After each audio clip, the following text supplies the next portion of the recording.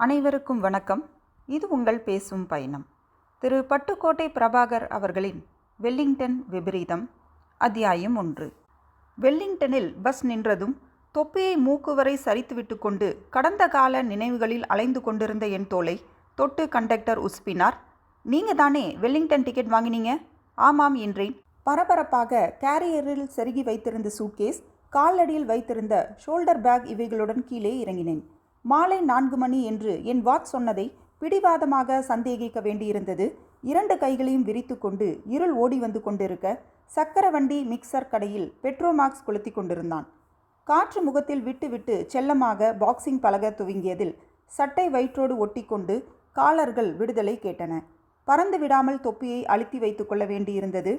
மலை குன்றுகளுக்கு பனி கொசுவலை தைத்து போர்த்தி வைத்திருந்தது.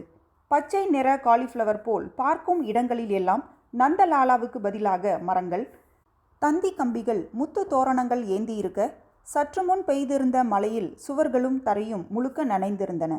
ஒரு நீர்த்தேக்கத்தில் கடந்து போன ஏதோ வாகனம் சிந்தின பெட்ரோல் வர்ணஜாலம் செய்து கொண்டிருந்தது. எனக்கு உடனடியாக சூடாக ஏதாவது சாப்பிட தோன்றியது. மெதுவாக நடந்து அந்த நடுத்தரமான ஹோட்டலுக்கு வந்தேன். 3 மேஜைகளும் 12 நாற்காலிகளும் இருந்தன. ஹவுஸ்ஃபுல். நான் பார்த்து கொண்டே இருக்க ஆவி பறக்கும் சூடான பஜ்ஜியை கொண்டு வந்து அலுமினிய பாத்திரத்தில் கொட்டினார்கள். கை நீட்டி கேட்க பீங்கான் தட்டில் வைத்து கொடுத்ததை நின்று கொண்டே சாப்பிட்டு முடித்து காஃபி என்று நான் கேட்டிருக்க கூடாது. அத்தனை கசப்பாக நான் இதுவரை எந்த வஸ்துவையும் என் நாக்கிற்கு அறிமுகப்படுத்தியதே இல்லை. வெளியே வந்து அடுத்த கடையில் ஒரு வாழைப்பழம் வாங்கி அந்த கசப்பை சரி செய்ய முயன்றேன்.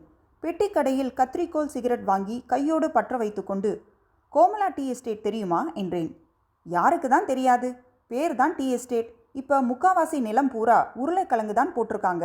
லாரி லாரியா கோயம்புத்தூர் போகுதே. எதுக்கு விசாரிச்சிங்க? அதோட ஓனர் நம்பியார் சார் வீட்டுக்கு நான் போகணும். அட்ரஸ் வச்சுருக்கேன். ஆனால் இந்த ஊருக்கு இப்போ தான் முதல் தடவை வரேன். எப்படி போகணும்? என்னை எடை போடுவது போல பார்த்தான். நீங்கள் யார்? பஸ்ஸில் வந்து இறங்கினதால் நிச்சயமாக உறவாக இருக்க முடியாது. ஏன்னா அவரோட உறவுக்காரங்க ஒவ்வொருத்தருக்கும் அரை டஜன் காராவது இருக்கும். சிகரெட்டை ஆழமாக இழுத்துவிட்டு, நான் அவர்கிட்ட வேலை கெட்டு போகிறேன் என்றேன். அப்படியா என்றவன் தலையில் சுள்ளி கட்டுடன் நடந்தவனை, எலே இசக்கிமுத்து என்றான். நடந்தவன் நின்று, என்ன என்றான். நம்பியார் சார் பங்களாவை தாண்டி தானே போகிற? இவர் அங்கே போகணுமா? வழி காட்டிட்டு போ. போங்க தம்பி, பாக்கி ஏதாவது போட்டுக்கிட்டு போங்க. எதுக்கு? வேலை கேட்டு போகிறப்ப சிகரெட் வாசனை அடித்தா நல்லா இருக்குமா? நான் சிரித்து பாக்கு வாங்கி பிரித்து போட்டுக்கொண்டு இசக்கி முத்தோடு இணையாக நடக்க துவங்கினேன். கொஞ்ச நேரம் சரிவாக நடந்த பிறகு சமபூமியில் நடந்து, பிறகு ஏற்றமான சாலையில் மூச்சு வாங்க நடந்த பிறகு, அதான் சார் என்று காட்டின பங்களா சினிமாவுக்காக செட் போட்டது போல மேட்டில் கம்பீரமாக நின்று ஜொலித்தது. சுற்றிலும் உயரமான யூக்கலிப்டஸ் மரங்கள் சூழ்ந்திருக்க, கருப்பு கண்ணாடிகள் பொருத்தின ஜன்னல்கள் எடுப்பாக இருந்தன. நான் இசக்கி முத்துவிற்கு நன்றி சொல்லி இன்னும் வென்று முடியாத பாக்கு துகள்களை துப்பிவிட்டு நிதானமாக நடந்தேன். எதிர்பார்த்த மாதிரியே கேட்டில் வாட்ச்மேன் இருந்தான். வேற ஜோலி எதுவும் இல்லாததால் புசு புசு வென்றிருந்த நாயை தூக்கி மடியில் வைத்துக்கொண்டு அதற்கு பேன் பார்த்து கொண்டிருந்தான். என்னை பார்த்ததும் முதலில் நாய் கொட்டாவி சத்தம் ஒன்று செய்தது. அவன் திரும்பி பார்த்து என்ன வேணும் என்றான். நான் மெட்ராஸ்லேருந்து வரேன், என் வேலை விஷயமா சாரை பார்க்கணும் என்றேன். சார் இல்லையே, வெளியே போயிருக்கார். மேடம் இருக்காங்களா? அவங்களும் கூட போயிருக்காங்க. நான் உள்ளே வெயிட் பண்ணலாமா? கோயம்புத்தூரில் இருக்கிற நம்பியார் சாரோட பெஸ்ட் ஃப்ரெண்ட் பரமசிவம் எனக்கு தெரிஞ்சவர். அவர் தான் என்ன அனுப்பி வச்சார். லெட்டர் கூட கொடுத்துருக்கார். இப்போ வீட்டில் சுமிதா மட்டும்தான் இருக்காங்க. இந்த லெட்டரை கொடுங்க, காமிச்சு கேட்டுட்டு வரேன். நான் ஒற்றை காலை உயர்த்தி தொடையை மேஜையாக்கி கொண்டு அதன் மேல் சூட்கேஸை வைத்து திறந்து லெட்டரை எடுத்து கொடுத்தேன். வாங்கி கொண்டு உள்ளே போனவன் சில வினாடிகளில் வந்து சாவி போட்டு கேட்டை திறந்ததோடு என் பெட்டியையும் கையில் வாங்கி கொண்டு உள்ளே நடந்தான். பங்களாவின் வாசலை சமீபிப்பதற்கு முன்பாக யாரும் பார்த்து ரசிக்காமல் 2 செயற்கை நீரூற்றுகள் விரயமாக நீர் சிதறிக் கொண்டிருந்தன. காட்டின சோஃபாவில் நான் அமர்ந்தவுடன் அது என்னை உள்ளே வாங்கி கொண்டது. அந்த ஹாலில் லட்சணமில்லாத 2 பொருட்கள், என் பெட்டியும் லெதர் பேகும் தான். நேற்றைக்கு தான் கிரக பிரவேசம் செய்து குடி வந்தது போல் அவ்வளவு சுத்தம். காற்றில் இனிய மனம் ஸ்ப்ரே செய்யப்பட்டிருந்தது. மூக்கிற்கு புதிய அனுபவமாக இருந்தது. வாட்ச்மேன் என்னை விட்டுவிட்டு கேட்டுக்கு போய் ஸ்டூலில் அமர்ந்து நாயை தூக்கி மடியில் வைத்துக்கொள்ள, அத்தனை பெரிய ஹாலில் நான் மட்டும் தனியாய் இருந்தேன். வந்த இருமலை கட்டுப்படுத்தி கொண்டேன். அங்கங்கே தொங்கும் திரைகளில் ஏதோ ஒன்றை விலக்கி கொண்டு யாரோ வரப்போகிறார்கள் என்று நான் எதிர்பார்க்க, ஹாய் என்று மாடி மீதிருந்து குரல் வந்தது. நிமிர்ந்து பார்த்தேன். அந்த பெண் பேண்ட்டும் சட்டையும் அணிந்திருந்தாள். என்னை அவஸ்தைப்படுத்த வேண்டுமென்பதற்காகவே சட்டையின் மேல் பித்தானை புறக்கணித்திருந்தால் அவளை வர்ணிக்க நான் வார்த்தைகள் பொறுக்கும் முன் வாட்ஸ் யுவர் நேம் என்றால் உடைந்த ஆங்கிலத்தில். சிவகுமார் என்றேன். டேடி வருவார், வெயிட் பண்ணு. சாப்பிட்டியா? மத்தியானம் என்றேன். சமையல்காரன் வீட்டுக்கு போயிட்டான். நான் காஃபி போட்டு கொடுத்தா குடிப்பியா? நான் சுமாராக தான் போடுவேன். சரி என்றேன். சற்று முன் கடையில் சாப்பிட்ட காஃபியை விட சுமாராக யாராலும் காஃபி போட்டு விடவே முடியாது. அவள் குதித்து இறங்கி என்னை படுத்து இருக்க வேண்டாம். ஹாலை கடக்கும்போது நின்று திரும்பி, பரமசிவ அங்கிளை உனக்கு எப்படி தெரியும் என்றாள். ஒரு தடவை ரயில் பயணத்தில் சந்தித்தோம், அப்புறம் சில தடவை சந்தித்தோம். உங்கள் பேர் தான் சுமிதாவா? அவ்வளவு நீளம் சர்டிஃபிகேட்டில் மட்டும்தான். Call me Sumi. சுமிதா சமையல் அறைக்குள் சென்றதும் நான் பீப்பாய் மேலிருந்த முனை மடங்காத விரல் ரேகை அச்சு கூட படியாத ஆங்கில பத்திரிகையை கையில் எடுத்தேன். விவசாய கருவிகள் தயாரிக்கும் ஒரு கம்பெனியின் படங்களுடன் கூடிய விளக்க புத்தகம். நான் சில பக்கங்கள் புரட்டின போது சுமிதா காஃபியோடு வந்தால் என்னிடம் தந்துவிட்டு எதிரே கால் மேல் கால் போட்டு அமர்ந்து கொண்டாள். நான் கூடிய வரையிலும் ஓசையை தவிர்த்து உறிஞ்சினேன். என்ன படிச்சிருக்க சிவா? சிவகுமாருங்க. I have cut it to Siva. சொல்லு. பிஎஸ்சி. என்ன சப்ஜெக்ட்? மேத்தமேட்டிக்ஸ். Is it? என்ன பர்சன்டேஜ் வாங்கின? 96.5. வாவ் என்று கண்களை பொய் மயக்கத்தில் குளிப்பாட்டினாள். அப்படின்னா நீ எம்ஐடி போயிருக்கலாமே. வசதி இல்லைங்க. What irony. வசதியுள்ள இடத்துல அறிவு கம்மி, அறிவுள்ள இடத்துல வசதி கம்மி. சிவார், யூ ஆர் அப்பாயிண்டட். உங்கள் அப்பா வரட்டுங்க. நான் தான் இந்த வீட்டில் சுப்ரீம் கோர்ட். உனக்கு என்ன வேலைன்னு கேட்கலையே. என்ன வேலை? சுமிக்கு கணக்கு சொல்லித்தரது. ஐ ரிப்பீட், கணக்கு சொல்லித்தரது, கணக்கு பண்ணுறது இல்லை என்று பெரிய ஹாஸ்யமாக அவள் சிரித்ததில் கொஞ்சம் நானும் கலந்து கொள்ள வேண்டியிருந்தது. நீங்கள் பிஎஸ்சி மேக்ஸ் படிக்கிறீங்களா? ஆமாம். எங்கே? ஊட்டியில். வெல், அப்போது நீ தான் எனக்கு டியூஷன் டீச்சர். ஓகே. உங்கள் எஸ்டேட்டில் வேலை கேட்டு நான் வந்திருக்கேங்க. அதுக்கு 1000 பேர் இருக்காங்க சிவா. உங்கள் அப்பா வந்துட்டுட்டோங்க.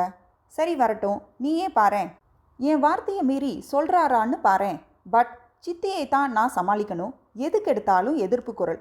புருவத்தை ட்விஸ்ட் செஞ்சிக்காத, ஸ்லீவ்லெஸ் போடாத, டிரைவர் இல்லாமல் காரை எடுக்காத, எவ்வளவு கண்டிஷன் தெரியுமா? பட் இதில் வேடிக்கை என்ன தெரியுமா? நான் எதையும் கடைப்பிடிக்கிறதே இல்லை. கிட்டார் வாசிப்பியா? வாசிச்சா கேப்பியா? டெலிஃபோன் ஒலித்தது. அவள் எடுத்து காதோடு அணைத்து கொண்டு சன்னமாக பேசினாள். நான் தான் சுமி பேசுகிறேன். சொல்லுங்கள் மேனேஜர். டேடியும் சித்தியும் பார்ட்டிக்கு போயிருக்காங்க. No, I don't know. சில சமயம் மிட்நைட் கூட ஆகலாம். நீங்கள் ஃபோன் செஞ்சது நல்லதாக போச்சு. கோயம்புத்தூர் பரமசிவம் அங்கிள் இல்லை, அவர் சிபாரிசு லெட்டர் கொடுத்து சிவான்னு ஒருத்தரை அனுப்பி வச்சிருக்கார். Young good looking man. வேலை வேணுமாம். பெட்டி படுக்கையோடு வந்திருக்கார். பார்ட்டி நடக்கிற இடத்துக்கு ஃபோன் செஞ்சு பேசினா அப்பாவுக்கு பிடிக்காது. அதனால் நான் அவரை ஸ்டாஃப் குவார்ட்டர்ஸில் தங்க வச்சுறேன். காலையில் அப்பா கிட்ட பேசிக்கட்டும். என்ன? சரி சரி. எந்த நம்பர் காலியாக இருக்குது? 2. சரி, நான் பார்த்துக்கிறேன். ஃபோனை வைத்தால், சிவா, டேடி வர லேட் ஆகும். நீ 2ஆம் நம்பர் ஸ்டோர் குவார்ட்டர்ஸில் தங்கிக்கிறேன். காலையில் அப்பாவை பார்க்குறேன் என்று எழுந்து கொண்டு சிரித்தேன். கற்பூரம் என்றால், வாட்ச்மேனை கூப்பிட்டு சொல்கிறேன், அவன் எடுத்துகிட்டு வருவான் பெட்டியை. உனக்கு கார் டிரைவிங் தெரியுமா? லைசன்ஸ் இருக்குது. அப்போ இன்னும் நல்லதாக போச்சு. Roller skating? If you are interested, நான் கற்றுத்தரேன். நான் நடந்து செல்வதை அவள் பார்த்து கொண்டே நிற்பதை முதுகில் உணர்ந்தேன். அத்தியாயம் 2. முன்னர் ஒரு மழைக்கால மாலையில் காற்றில் குளிர் ஏகமாயிருந்தது. அலைகள் ரொட்டி கவுதல் போட்டி நடப்பது போல் எம்பி குதித்து கொண்டிருந்தன. வானம் மலை மேகங்கள் சூழ்ந்து சகதியாக இருந்தது. கடற்கரையில் கூட்டம் குறைந்து கொண்டே இருந்தது. காற்று மணலை தூவி தூவி ஒரு கோடி பாத அச்சுக்களுக்கு போர்வை போர்த்த முயற்சித்து கொண்டிருந்தது. மழை வர மாதிரி இருக்கு விஜய் என்றாள் அனிதா. படகு மறைவில் ஒரு கையை மணலில் ஊன்றி சாய்ந்து அமர்ந்திருந்த விஜயின் மடியில் கவிழ்ந்து படுத்திருந்தாள் அவள். அவள் முதுகு முழுக்க பரவியிருந்த அவளின் கூந்தலை அவன் மறுகை அலைந்து கொண்டிருந்தது. ஜாக்கெட்டுக்கும் புடவை கட்டலுக்கும் நடுவில் 10 அங்குலத்திற்கும் மேலாக பளீர் என்ற இடுப்பு பிரதேசம் தெரிய, நடுமுதுகில் விழுந்த பள்ளத்தில் துகில் துகிலாக கொஞ்சம் மணல் ஒட்டி கொண்டிருந்தது. விஜய் என்று அவன் தொடையை கிள்ளினாள். மழை வர மாதிரி இருக்குன்னு சொன்னேன். சரி சரின்னா வேற என்ன சொல்லணும்? திரும்பி பாருங்க, எல்லோரும் போயாச்சு. நம்ம 2 பேர் மட்டும்தான் இங்கே உட்காந்துட்ருக்கோம். அதனால் என்ன? இப்போ மழை அடிச்சுதுன்னா ஒதுங்க கூட இடம் இல்லை. முழுக்க நனைஞ்சிடுவோம் விஜய். நனையலாம். நனைஞ்சா சுகம், ரெட்டை சுகம். அது என்ன ரெட்டை? நனையிறது ஒரு சுகம், நனையிறவங்கள பார்க்கறது இன்னொரு சுகம். சி படவா. நிஜமாவே நனையலாமா அனிதா? உங்களுக்கு என்னமோ ஆயிடுச்சு. ஆமாம், உன் மேலே கட்டுக்கடங்காத காதல் ஆயிடுச்சு. ஒரு நாளைக்கு 100 தடவை சொல்கிறீங்க. ஒவ்வொரு தடவை சொல்கிறப்பவும் 1 மடங்கு அதிகமாகுது அனிதா. இதெல்லாம் டேப் பண்ணி வச்சுருக்கணும் விஜய். எதெல்லாம்? காதல் ஜுரத்தில் நீங்கள் உளறதையெல்லாம் டேப் பண்ணி. நாளைக்கு நமக்கு கல்யாணமாகி எப்போவாவது பிரச்சனை வந்து நீங்கள் கோபமாக இருக்கப்ப போட்டு காட்டணும். சேச்சே, நமக்குள்ள பிரச்சனையே வராது அனிதா. ஒரு பேச்சுக்கு தானே. ஒரு பேச்சுக்கு கூட வராதே. அப்படியே வந்தாலும் அத்தனை தடவையும் விட்டு கொடுக்குறவன் நானாக தான் இருப்பேன். ஏன் அப்படி? 2 காரணம். 1, பொண்டாட்டிக்கு விட்டு கொடுக்கறது தனி சுகம். 2, உன்னை என்னால் கோவிச்சிக்கவே முடியாது. நிஜமா? நிஜமா. நீ எது செஞ்சாலும் என்னால் கோவிச்சிக்க முடியாது Anitha. You don't know how much I love you. எல்லாம் தெரியும். சான்ஸே இல்லை.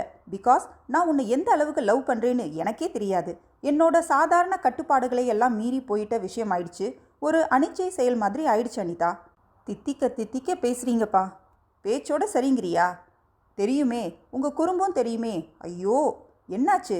மழை வந்தாச்சு விஜய், எந்திரிங்க. கைகளை கட்டிக்கொண்டு என்றான் பிடிவாதமாக. தபதபவென்று உத்தரவிட்டது போல வேகமாக மழை பெய்ய துவங்க அனிதா தான் எழுந்து நின்று அவன் கையை பிடித்து எழுப்ப முயன்று பரபரத்தாள். உட்கார்ந்த இடத்தை விட்டு இம்மி கூட நகராமல் அமர்ந்திருந்த விஜய் அவள் கையை பிடித்து வெடுக்கென்று இழுத்ததில் வெட்டின செடியாய் அவன் மேல் அப்படியே சரிந்தாள் அனிதா. இமைகளை உயர்த்தி ஒருவரை ஒருவர் சரியாக பார்த்து கொள்ளக்கூட முடியாத அளவுக்கு வலுவான மழை. சே, ரொம்ப மோசம்டா. எப்படியும் எழுந்து எங்கேயாவது ஒதுங்கிறதுக்குள்ளே நனைஞ்சிடுவோம். அதனால தான் எந்திரிக்கல. நினச்சதை சாதிச்சிட்டீங்க. பொய் சொல்லாத. உனக்கு இப்போ சுகமா இல்லையா? இப்போ சுகமாக இருக்கும், நாளைக்கு ஜுரமாக இருக்கும். அதெல்லாம் ஒன்றும் ஆயிடாது. விஜய் அவளை அப்படியே அணைத்து கொள்ள முற்பட அவசரமாக விலகி அமர்ந்தாள். வேணாம், எல்லை மீறி போவீங்க. போனா தான் என்ன? அது சரி, நான் அனிதாங்கிற பெண்ணை காதலிக்கிறேன்னு அப்பா கிட்ட சொல்கிறதுக்கு இன்னும் பயமா? பேச்சு மட்டும் சினிமா வசனம்தான். பயம் எல்லாம் இல்லை அனிதா. ஒரு சரியான சந்தர்ப்பம் அமையலை. அது எப்படி அமையாமல் போகும் விஜய்? 2 பேரும் ஒரே வீட்டில் தானே இருக்கீங்க. ஒரே வீட்டில் தான் இருக்கோம். ஆனால் சில சமயம் 4 நாள் கூட அவரை பார்க்க முடியாமல் போயிடும். இந்த கதை தானே வேணாம். நிஜமாக தான் அனிதா. அப்பா முந்தி மாதிரி இல்லை. ரொம்ப பிஸி ஆயிட்டார். தமிழில் 3 படம் ஒரே நேரத்தில் டைரக்ட் செய்கிறார். தெலுங்கு படம் 1 சொந்த தயாரிப்பு வேறு. ஷூட்டிங், டிஸ்கஷன், எடிட்டிங்னு பம்பரை மாதிரி சுற்றிட்டு இருக்கார். வீட்டுக்கு அவர் தூங்குறதுக்காக மட்டும்தான் வரார். 1 மணி 2 மணி ஆயிடுது தினம். ரொம்ப டயர்டாக வருவார். அந்த நேரத்தில் நான் காதலை பற்றி ஆரம்பிக்க முடியுமா அனிதா? உங்கள் அப்பா சம்மதிச்சுட்டுவார் தானே விஜய்? நிச்சயமாக. காதலை விதவிதமாக படம் எடுக்கிறவர். அது மக்களுக்காக, வியாபாரத்துக்காக. சொந்த வாழ்க்கைன்னு வரப்போ தான் உண்மையான அபிப்பிராயங்கள் தெரியும். அவர் சம்மதிச்சுடுவார். ஒருவேளை சம்மதிக்கலைன்னா? அதுக்கு இடமே இல்லை. சம்மதிக்கலைன்னா என்ன செய்கிறது? ஓடி போய் கல்யாணம் செய்துக்கிறது. அவள் அமைதியானால். மழை தொடர்ந்து கொண்டிருந்தது. என்ன மௌனமாயிட்டா அனிதா? எனக்கு ஓடி போய் கல்யாணம் செய்துக்கிறதுல இஷ்டம் இல்லைங்க. ஏன்? வேணாம். அது வேணவே வேணாம். பெரியவங்க சம்மதத்தோட, அவங்க ஆசீர்வாதத்தோட நம்ம வாழ்க்கை ஆரம்பிக்கணும். அப்படி தான் நடக்க போகுது அனிதா. நீ வற்புறுத்தி கேட்டதால் சொன்னேன். சரி விடு. சீக்கிரம் நான் எங்கள் அப்பா கிட்ட மேட்டரை ஓப்பன் பண்ணுறேன். உன்னை அழைச்சிட்டு போய் அறிமுகப்படுத்துகிறேன். ஓகே? மழை லேசாக குறைஞ்சிருக்கு. போயிடலாம். நேரம் ஆச்சு விஜய். மழை பெஞ்சா தான் என்ன? முழுக்க நனைஞ்சாச்சு. அப்புறம் என்ன? இருவரும் எழுந்து கை கோர்த்து மணல் மிதித்து நடந்தார்கள். விஜய் தனது காரில் அவளை ஏற்றிக்கொண்டு உடைகளை பிழிந்து டவல் எடுத்து லேசாக தலை மட்டும் துவட்டி கொண்டு ஓட்டினான்.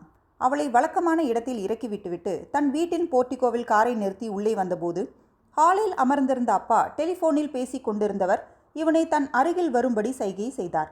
என்ன டாடி என்றான். பேசி முடித்து ரிசீவரை வைத்துவிட்டு திரும்பின சாரதி, என்ன இது இப்படி நனைஞ்சிட்டு வந்திருக்க விஜய் என்றார். மழைப்பா. அது தெரியுது. காரில் தானே போனேன். ஆமாம், பீச் போயிருந்தேன். காருக்கு திரும்புறதுக்குள்ளே நனைஞ்சிட்டேன். பீச்சுக்கா? தனியாவா போனேன்? சொல் விஜய், உண்மையை சொல். சரியான சந்தர்ப்பம் இது. ஆமாம்ப்பா. தயக்கம். வழக்கம் போல் வந்துவிட்ட சனியன் பிடித்த தயக்கம். சாரதி சற்று நேரம் அவனை அமைதியாக பார்த்து, விஜய், 17 வருஷமாக நான் டைரக்டர்.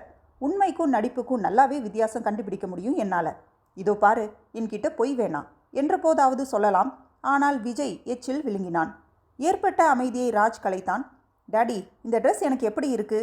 சாரதியின் கடைசி பையன் 8 வயது ராஜ் பைலட் ஆஃபீஸரை போல சிறிய சைஸில் தைக்கப்பட்டிருந்த யூனிஃபார்ம் அணிந்து வந்து அவர் எதிரே நின்றான்.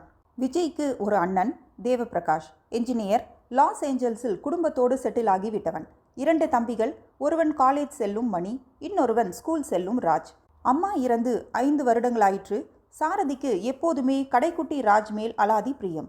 அவன் ஒரு பொருளை கேட்டு அவர் வாங்கி தர மறுத்ததே இல்லை. ஓவர் செல்லம். சினிமா ஷூட்டிங்கிற்கு ராஜ் அவரோடு வருவதற்கு பிரியப்படுவான். அழைத்து போகும்போது கதாநாயகன் மினுமினுக்கும் ஒரு கனவு காட்சிக்கான உடை அணிந்திருந்தால், டாடி, எனக்கும் அதே மாதிரி ட்ரெஸ் வேணும் என்பான். சாரதி உடனே காஸ்டியூமரை அழைத்து தைக்க சொல்லிவிடுவார். மறுநாளே அந்த உடையை போட்டுக்கொண்டு கார் எடுத்துக்கொண்டு சென்று எல்லா நண்பர்களிடம் காட்டிவிட்டு வந்தால்தான் அவனுக்கு நிம்மதி. நேற்றைய ஷூட்டிங்கில் கதாநாயகன் பைலட் ஆஃபீஸராக வந்ததன் விளைவு இப்போது ராஜ் ஒரு மினி பைலட் ஆஃபீஸராக.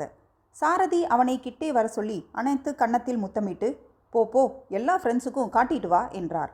இந்த காட்சி மாற்றத்தில் விஜய் நெய்சாக நழுவி தன் அறைக்கு சென்றுவிட, ராஜ் போனதும் திரும்பி பார்த்து விஜய் இல்லாததை உணர்ந்து பெருமூச்சு விட்டார் சாரதி.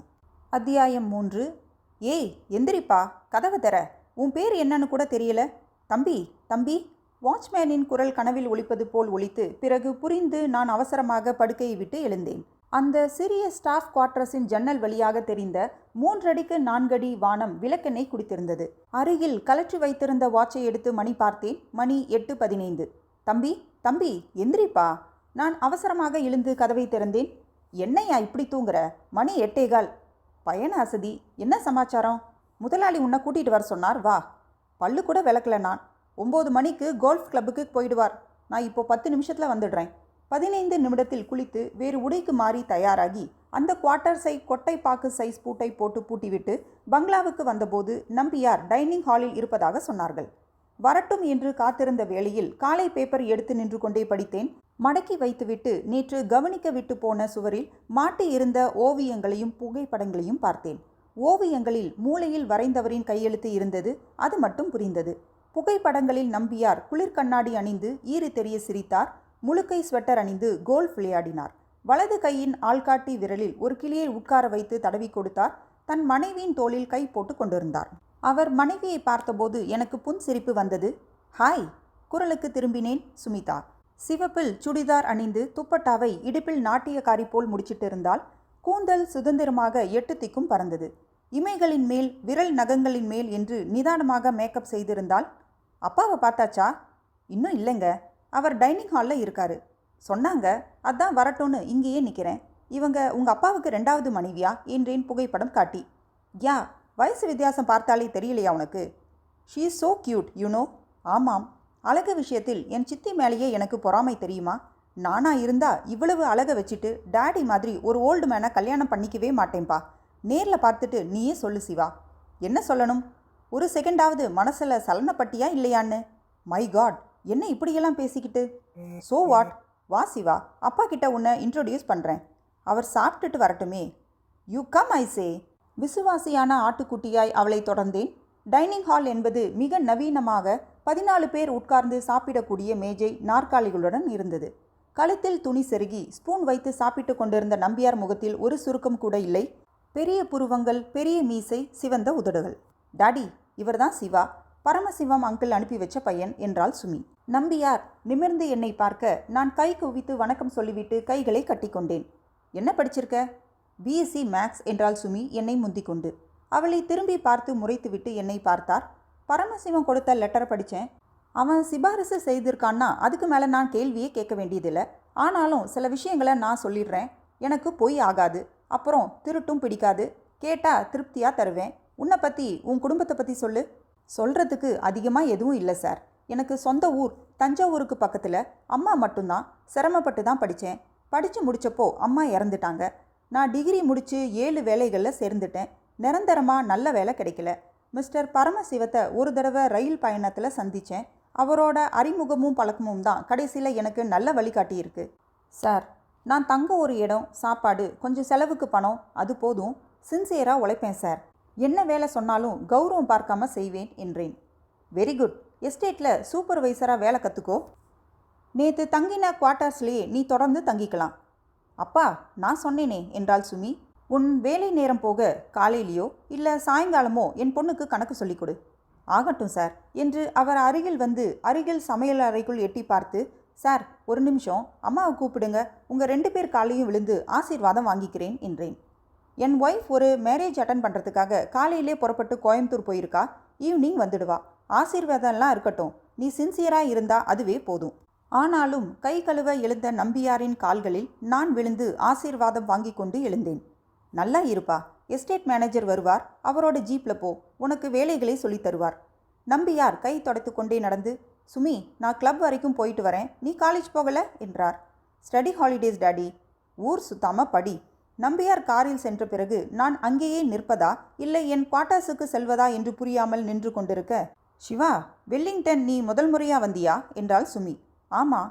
அப்படின்னா வா, ஒரு ரவுண்டு போகலாம். சைட் சீயிங் எவ்வளவு இருக்கு தெரியுமா? எஸ்டேட் போகணும், மேனேஜர் வருவார். அவர் பேங்க்கெல்லாம் போயிட்டு 11 மணிக்கு தான் வருவார். அதுக்குள்ளே வந்துடலாம். Come, I have a little car. சற்று நேரத்தில் அவள் காரோட்ட நான் அவள் அருகில் காலாட்டி கொண்டு அமர்ந்திருந்தேன். கைகளை கட்டியிருந்தேன். உங்கள் அப்பாவுக்கு எவ்வளவு சொத்துங்க என்றேன். எனக்கு தெரியாது, அதாவது அவ்வளவு. எஸ்டேட் பிஸ்னஸில் குவிக் மணியாமே. 5 வருஷம் முன்னாடி எல்லாம் இவ்வளவு வசதி கிடையாது சிவா. உனக்கு டைரக்டர் சாரதியை தெரியுமா? பாப்புலர் டைரக்டர்னு தெரியும், செத்து போயிட்டார்னு தெரியும். அவர்கிட்ட எங்கள் அப்பா மேனேஜராக வேலை பார்த்துருக்கார். அந்த சமயத்தில் தான் அவர் சாவு. ரொம்ப கொடுமை இல்லை? எது? பையனே அப்பாவை சுட்டு கொள்வது கொடுமை இல்லையா? நமக்கே அது. இறங்கு, இங்கே ஒரு பியூட்டிஃபுல் நீர்வீழ்ச்சி தெரியும், காட்டுறேன் வா. நான் மௌனமாக இறங்கி அவளோடு நடந்தேன். அத்தியாயம் 4. முன்னர் ஒரு படப்பிடிப்பு ரத்தான நாளில் சாரதி 4வது சிகரெட்டை பற்ற வைத்து கொண்டு நேரம் பார்த்தார். 12:10 காலை. காலை 8:30 மணிக்கு செட்டுக்கு வந்து கேமராமேனுடன் கோணம், காட்சி, லைட்டிங் விவரங்களையெல்லாம் விளக்கிவிட்டு 9:45க்கெல்லாம் சகலரும் முதல் ஷூட்டிங்கிற்கு தயாராக இருக்க கதாநாயகி வரவில்லை. அம்மா விஜயவாடா போயிடுச்சு, நின்ன ராத்திரி தான் உச்சிந்தி என்றான் புரொடக்ஷன் ஆசாமி. அதெல்லாம் எனக்கு தெரியாது. 10:30 மணிக்கு ஃபர்ஸ்ட் ஷாட் எடுத்தாகி இருக்கணும். ஹீரோவை கெஞ்சி கூத்தாடி 2 நாள் கால்ஷீட் வாங்கியிருக்கோம்.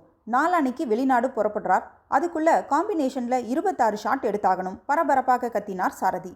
ஏற்கனவே கார் அனுப்பிட்டேன் சார், ஃபோனும் போட்டுட்டேன், ரெடியாகிட்டு இருக்கிறத சொல்லிட்டாங்க. எனி மினிட் வந்துடுவாங்க. காஸ்டியூம் கூட வீட்டுக்கே அனுப்பியாச்சு. வந்ததும் தேங்காய் உடைச்சிடலாம். அனைவரும் காத்திருந்தார்கள். ஹீரோ மரத்தடியில் 7 நாற்காலிகளை போட்டுக்கொண்டு சிகரெட் புகை மேகத்திற்கு நடுவில் நண்பர்களுடன் அரட்டை எடுத்து கொண்டிருக்க, கேமராமேன் சாய்ந்தமர்ந்து புத்தகம் படித்து கொண்டிருந்தார். கதாநாயகனுக்கு தங்கை ரத்தமாய் லிப்ஸ்டிக் போட்டு கண்களில் கர்ச்சிப் போட்டு உறங்கிக் கொண்டிருக்க சாரதிக்கு எரிச்சல் ஏறிக்கொண்டே போனது. 10:30 தாண்டி 11:11 தாண்டி 10:30 தாண்டி 12. இப்போது 12:10. இன்னும் கொஞ்ச நேரத்தில் லஞ்ச் பிரேக். சார், உங்களுக்கு ஃபோன். சாரதி எழுந்து சென்றார். ஹலோ சாரதி, டைரக்டர் சாரதி தானே? ஆமாம், சொல்லுங்க. நான் வெளிச்ச நிலவு பத்திரிகை ராமசாமி பேசுகிறேன். குரல் தெரியுது, சொல்லுங்க. பேட்டின்னா இப்போ வேண்டாம். இல்லை, ஒரு பர்சனல் மேட்டர். நாளைக்கு வீட்டுக்கு வாங்க. உங்களோட பர்சனல் மேட்டர் சொல்லி தொலையையா. நான் ஹோட்டல் ரெட் ஸ்டார் இருக்கு இல்லையா, அதுக்கு எதிரில் ஒரு பப்ளிக் பூத்லேருந்து பேசுகிறேன். கொஞ்சம் முன்னாடி ஹோட்டலுக்குள்ளே உங்கள் பையன் விஜய் போனார். Room number 116ல் நுழைஞ்சார். அவர் தனியாக போகலை, கூட ஒரு பொண்ணோட போனார். அதுவும் இடுப்பில் கை போட்டு ரொம்ப உரிமையோட போனார். சினிமாக்காரர் பையன்னா பலதும் இருக்கும். ஆனால் நீங்கள் இந்த விஷயத்தில் ரொம்ப கண்டிப்பானவர். உங்ககிட்ட இந்த செய்தியை சொல்லி வைக்கிறது நல்லதுன்னு எனக்கு பட்டுச்சு. அதான் கூப்பிட்டேன். அவர் தகவல் சொல்லிக்கொண்டே வர சாரதியின் முகம் சிகப்பேறி கொண்டே போனது. தேகம் முழுக்க சூடேறியது. லொடக்கென்று ரிசீவரை வைத்தார். செட்டுக்கு வந்தார். பேக்கப் என்று நரம்புகள் அதிர கத்தினார். நேராக தன் காருக்கு சென்றார். சற்று தள்ளி மரத்தடியில் நின்றிருந்த டிரைவர் அவசரமாக ஓடி வருவதற்குள் காரை ஸ்டார்ட் செய்து புறப்பட்டார் சாரதி. அனிதா, ஏதாச்சும் ஸ்வீட் கொண்டார சொல்லி சாப்பிடலாமா என்றான் விஜய். ஹோட்டல் அறையின் அகலமான கட்டிலில் முதுகுக்கு தலையணை கொடுத்து சாய்ந்து அமர்ந்திருந்தான். அருகில் இருந்த மேஜை குண்டான நாற்காலியில் அமர்ந்திருந்த அனிதா தன் விரல்களில் நெட்டி முறித்தாள். கேட்டேனில்ல, இப்போ எதுக்கு ஸ்வீட்? ஒரு நல்ல காரியம் ஆரம்பிக்க போகிறோம், ஸ்வீட்டோட ஆரம்பிக்கலாமே. சீ, என்ன சீ, இங்கே வந்து என் பக்கத்தில் உட்காரு. ஏன்? எனக்கு ஒரு மாதிரியாக இருக்குது விஜய். நான் இன்னும் தொடவே இல்லையே அனிதா. ப்ளீஸ், வேண்டாமே, போயிடலாமா? முறையாக கல்யாணத்துக்கு அப்புறம் ஆரம்பிக்கலாமே விஜய். அது சரி, உன்கிட்ட பெர்மிஷன் வாங்கிட்டு தானே ரூம் புக் செஞ்சேன். இப்போ ஜகா வாங்கினா எப்படி? அன்னைக்கு தேட்டர் இருட்டில் ஒரு மாதிரி என்ன மூடுக்கு கொண்டு வந்து கேட்டீங்க. நானும் அசட்டுத்தனமாக சரின்னு சொல்லிட்டேன். இப்போ என்ன, அதே மாதிரி உன்னை மூடுக்கு கொண்டு வரணும், அவ்வளவுதானே என்று எழுந்து அவளை சமீபித்தான். அனிதா எழுந்து கொள்ள ஆர்வமாய் அணைத்து தன் உதடுகளால் அவள் உதடுகளை தேடினான். கிடைத்தன, துடித்தன, சுவைத்தன. இருவரின் கண்களின் இமைகளும் பாதி மூடி இரக்கத்தில் இறங்கி கட்டிலில் துவள விழுந்தபோது அறைக்கதவு தட்டப்பட்டதும் அவசரமாக பிரிந்தனர். ராஸ்கல், ரூம் பையனை டிஸ்டர்ப் பண்ணக்கூடாதுன்னு சொல்லிட்டு தான் வந்தேன். திட்டிக்கொண்டே கதவை திறந்த விஜய் அதிர்ந்தான். இடுப்பில் கை வைத்து சாரதி நின்று கொண்டிருந்தார். அனிதா அவசரமாக புடவை தலைப்பை சரி செய்து கொண்டாள். இவ்வளவு தூரம் வந்துட்டியா நீ? அப்பா, நீங்கள் நினைக்கிற மாதிரி நான் கீழ்த்தரமான ஆள் இல்லை. நானும் அவளும் காதலிக்கிறோம். சும்மா ஜாலியாக பேசிகிட்டு இருக்கலாம்னு பொலேர் என்று அறைந்தார் சாரதி. மௌனமாக அனிதாவை முறைத்து பார்த்தார். புறப்படு, வீட்டில் போய் பேசிக்கலாம் என்று உரிமை விட்டு வேகமாக நடந்தார் சாரதி. கைகளை கட்டிக்கொண்டு அப்பாவை ஸ்திரமாக முறைத்தான் விஜய். 1000 இருந்தாலும் ஒரு வயசு பையனை நீங்கள் கை நீட்டி அரைஞ்சிருக்கக்கூடாது, அதுவும் அவன் கட்டிக்க போகிற பொண்ணு முன்னால். சி, வாயை மூடுனா முதல்ல. காதலிக்கிறானா? நல்லா ஆள் பிடிச்ச பாரு. அந்த பொண்ணு என்கிட்டயே ஒரு தடவை நடிக்க சான்ஸ் கேட்டு வந்துச்சு, அது உனக்கு தெரியுமா? தெரியும். அனிதா எதையும் என்கிட்ட மறைக்கல. படித்த படிப்புக்கு வேலை கிடைக்கல, குடும்பத்தை காப்பாற்றி ஆகணும். காலேஜ் நாடகங்களில் நடித்த அனுபவம் இருக்குது, அதனால் சினிமாவில் நடிக்க முயற்சி செஞ்சுருக்கா. ஆனால் அதுக்குள்ளே டைப்பிஸ்ட் வேலை கிடச்சிடுச்சு, ஜாயின் பண்ணிட்டா. அதில் என்ன தப்பு? விஜய், இதோ பாரு, இதமாக சொல்கிறேன், உன்னோட நன்மைக்காக சொல்கிறேன். அவள் நல்ல பொண்ணா எனக்கு படலை, குடும்பத்துக்கு ஏற்ற பொண்ணு இல்லை. அவளை கூப்பிட்டு நானே பேசுகிறேன், ஏதாச்சும் பணம் எதிர்பார்த்தாலும் கொடுத்து செட்டில் பண்ணலாம். அப்பா, உருமினான் விஜய். சிகரெட் பற்ற வைக்க கிழித்த தீக்குச்சியில் நெருப்பு முட்டு நிற்க பற்ற வைக்காமல் அவனை பார்த்தார் சாரதி. நீங்கள் அவளை ரொம்ப கேவலமாக இன்சல்ட் பண்ணுறீங்க. அவள் என் மனைவி ஆக போகிறவ. மைண்ட் இட், உங்கள் மருமக. நீ இதில் ரொம்ப தீர்மானமாக இருக்கியா விஜய்? 100%. நல்லா நிதானமாக யோசிச்சிட்டியா? 100 தடவை யோசிச்சாச்சு. அப்போ நான் சொல்கிறத எடுத்துக்கவும் மாட்டேன், உன் முடிவை மாற்றிக்கவும் மாட்டேன். Double S. சாரதி எழுந்து மேஜையை திறந்து ஒரு கவர் எடுத்து வந்து அவன் எதிரே இருந்த டீப்பாய் மேல் போட்டார். அப்போ நானும் என் முடிவை தீர்மானமாக சொல்கிறேன் விஜய். விஜய் மௌனமாக நின்றான். நான் தொழில் பண்ணுற உலகம் சலனங்களுக்கும் சபலங்களுக்கும் உரித்தான உலகம்னாலும் என்னை பற்றி ப்ரொடியூசர்லேருந்து லைட் பாய் வரைக்கும், ஹீரோயின்லேருந்து ஜூனியர் ஆர்டிஸ்ட் வரைக்கும் விசாரிச்சு பாரு. என் ஒழுக்கத்தை பற்றி யாராச்சும் ஒரு வார்த்தை தப்பாக சொன்னாலும் கூட நான் அந்த நிமிஷமே டைரக்ட் செய்கிறத விட்டுடுவேன். என்னை பற்றி ஒரு கிசு பத்திரிகையில் காட்டிடு பார்க்கலாம். அப்படி பேர் வாங்கியிருக்க எனக்கு நீ அதிகப்படியாக கௌரவம் சேர்க்கலைனாலும் உள்ளதை கலைக்கிறேன்னு சொன்னால் எப்படி? நீ காதலிச்சதை கூட நான் தப்புன்னு சொல்லலை, ஆனால் அந்த பொண்ணு மேலே எனக்கு நம்பிக்கை இல்லை. Stop it daddy. எனக்கு அவளை தெரியும். இனிமே அவளை பற்றி ஒரு வார்த்தை தப்பாக பேசினாலும் நான் வெறியாயிடுவேன், கத்தினான் விஜய். உஷ், ஏன் கத்துற? எனக்கு கௌரவம் முக்கியம். நீ உன் முடிவில் பிடிவாதமாக இருக்கிறதுன்னா இந்த வீட்டை விட்டு வெளியே போக வேண்டி இருக்கும். விஜய் பேண்ட் பாக்கெட்டில் இருந்து கைகளை எடுத்து லேசாக தட்டி சிரித்தான். ஒன்றும் புதுசாக சொல்லலை. உங்கள் படங்களில் வர அப்பாக்கள் மாதிரியே தான் சொல்கிறீங்க. வசதியாகவே வாழ்ந்த பையனாச்சே, சொகுசுக்கு ஆசைப்பட்டு காதலை விட்டு கொடுத்துடுவான்னு நினச்சிங்களா? நெவர். இப்படியே போகட்டுமா? மாற்று சட்டை மட்டும் எடுத்துகிட்டு போகட்டுமா? விஜய், ஒரு நிமிஷம், அந்த கவரை எடுத்து பாரு. விஜய் டீப்பாய் மேலிருந்த கவரை எடுத்து உள்ளே இருந்த காகிதங்களை வெளியே எடுத்தான். அவை எதுவும் எழுதாத அரசாங்க பத்திரங்கள். புரியாமல் அவரை ஏறிட்டு பார்த்தான்.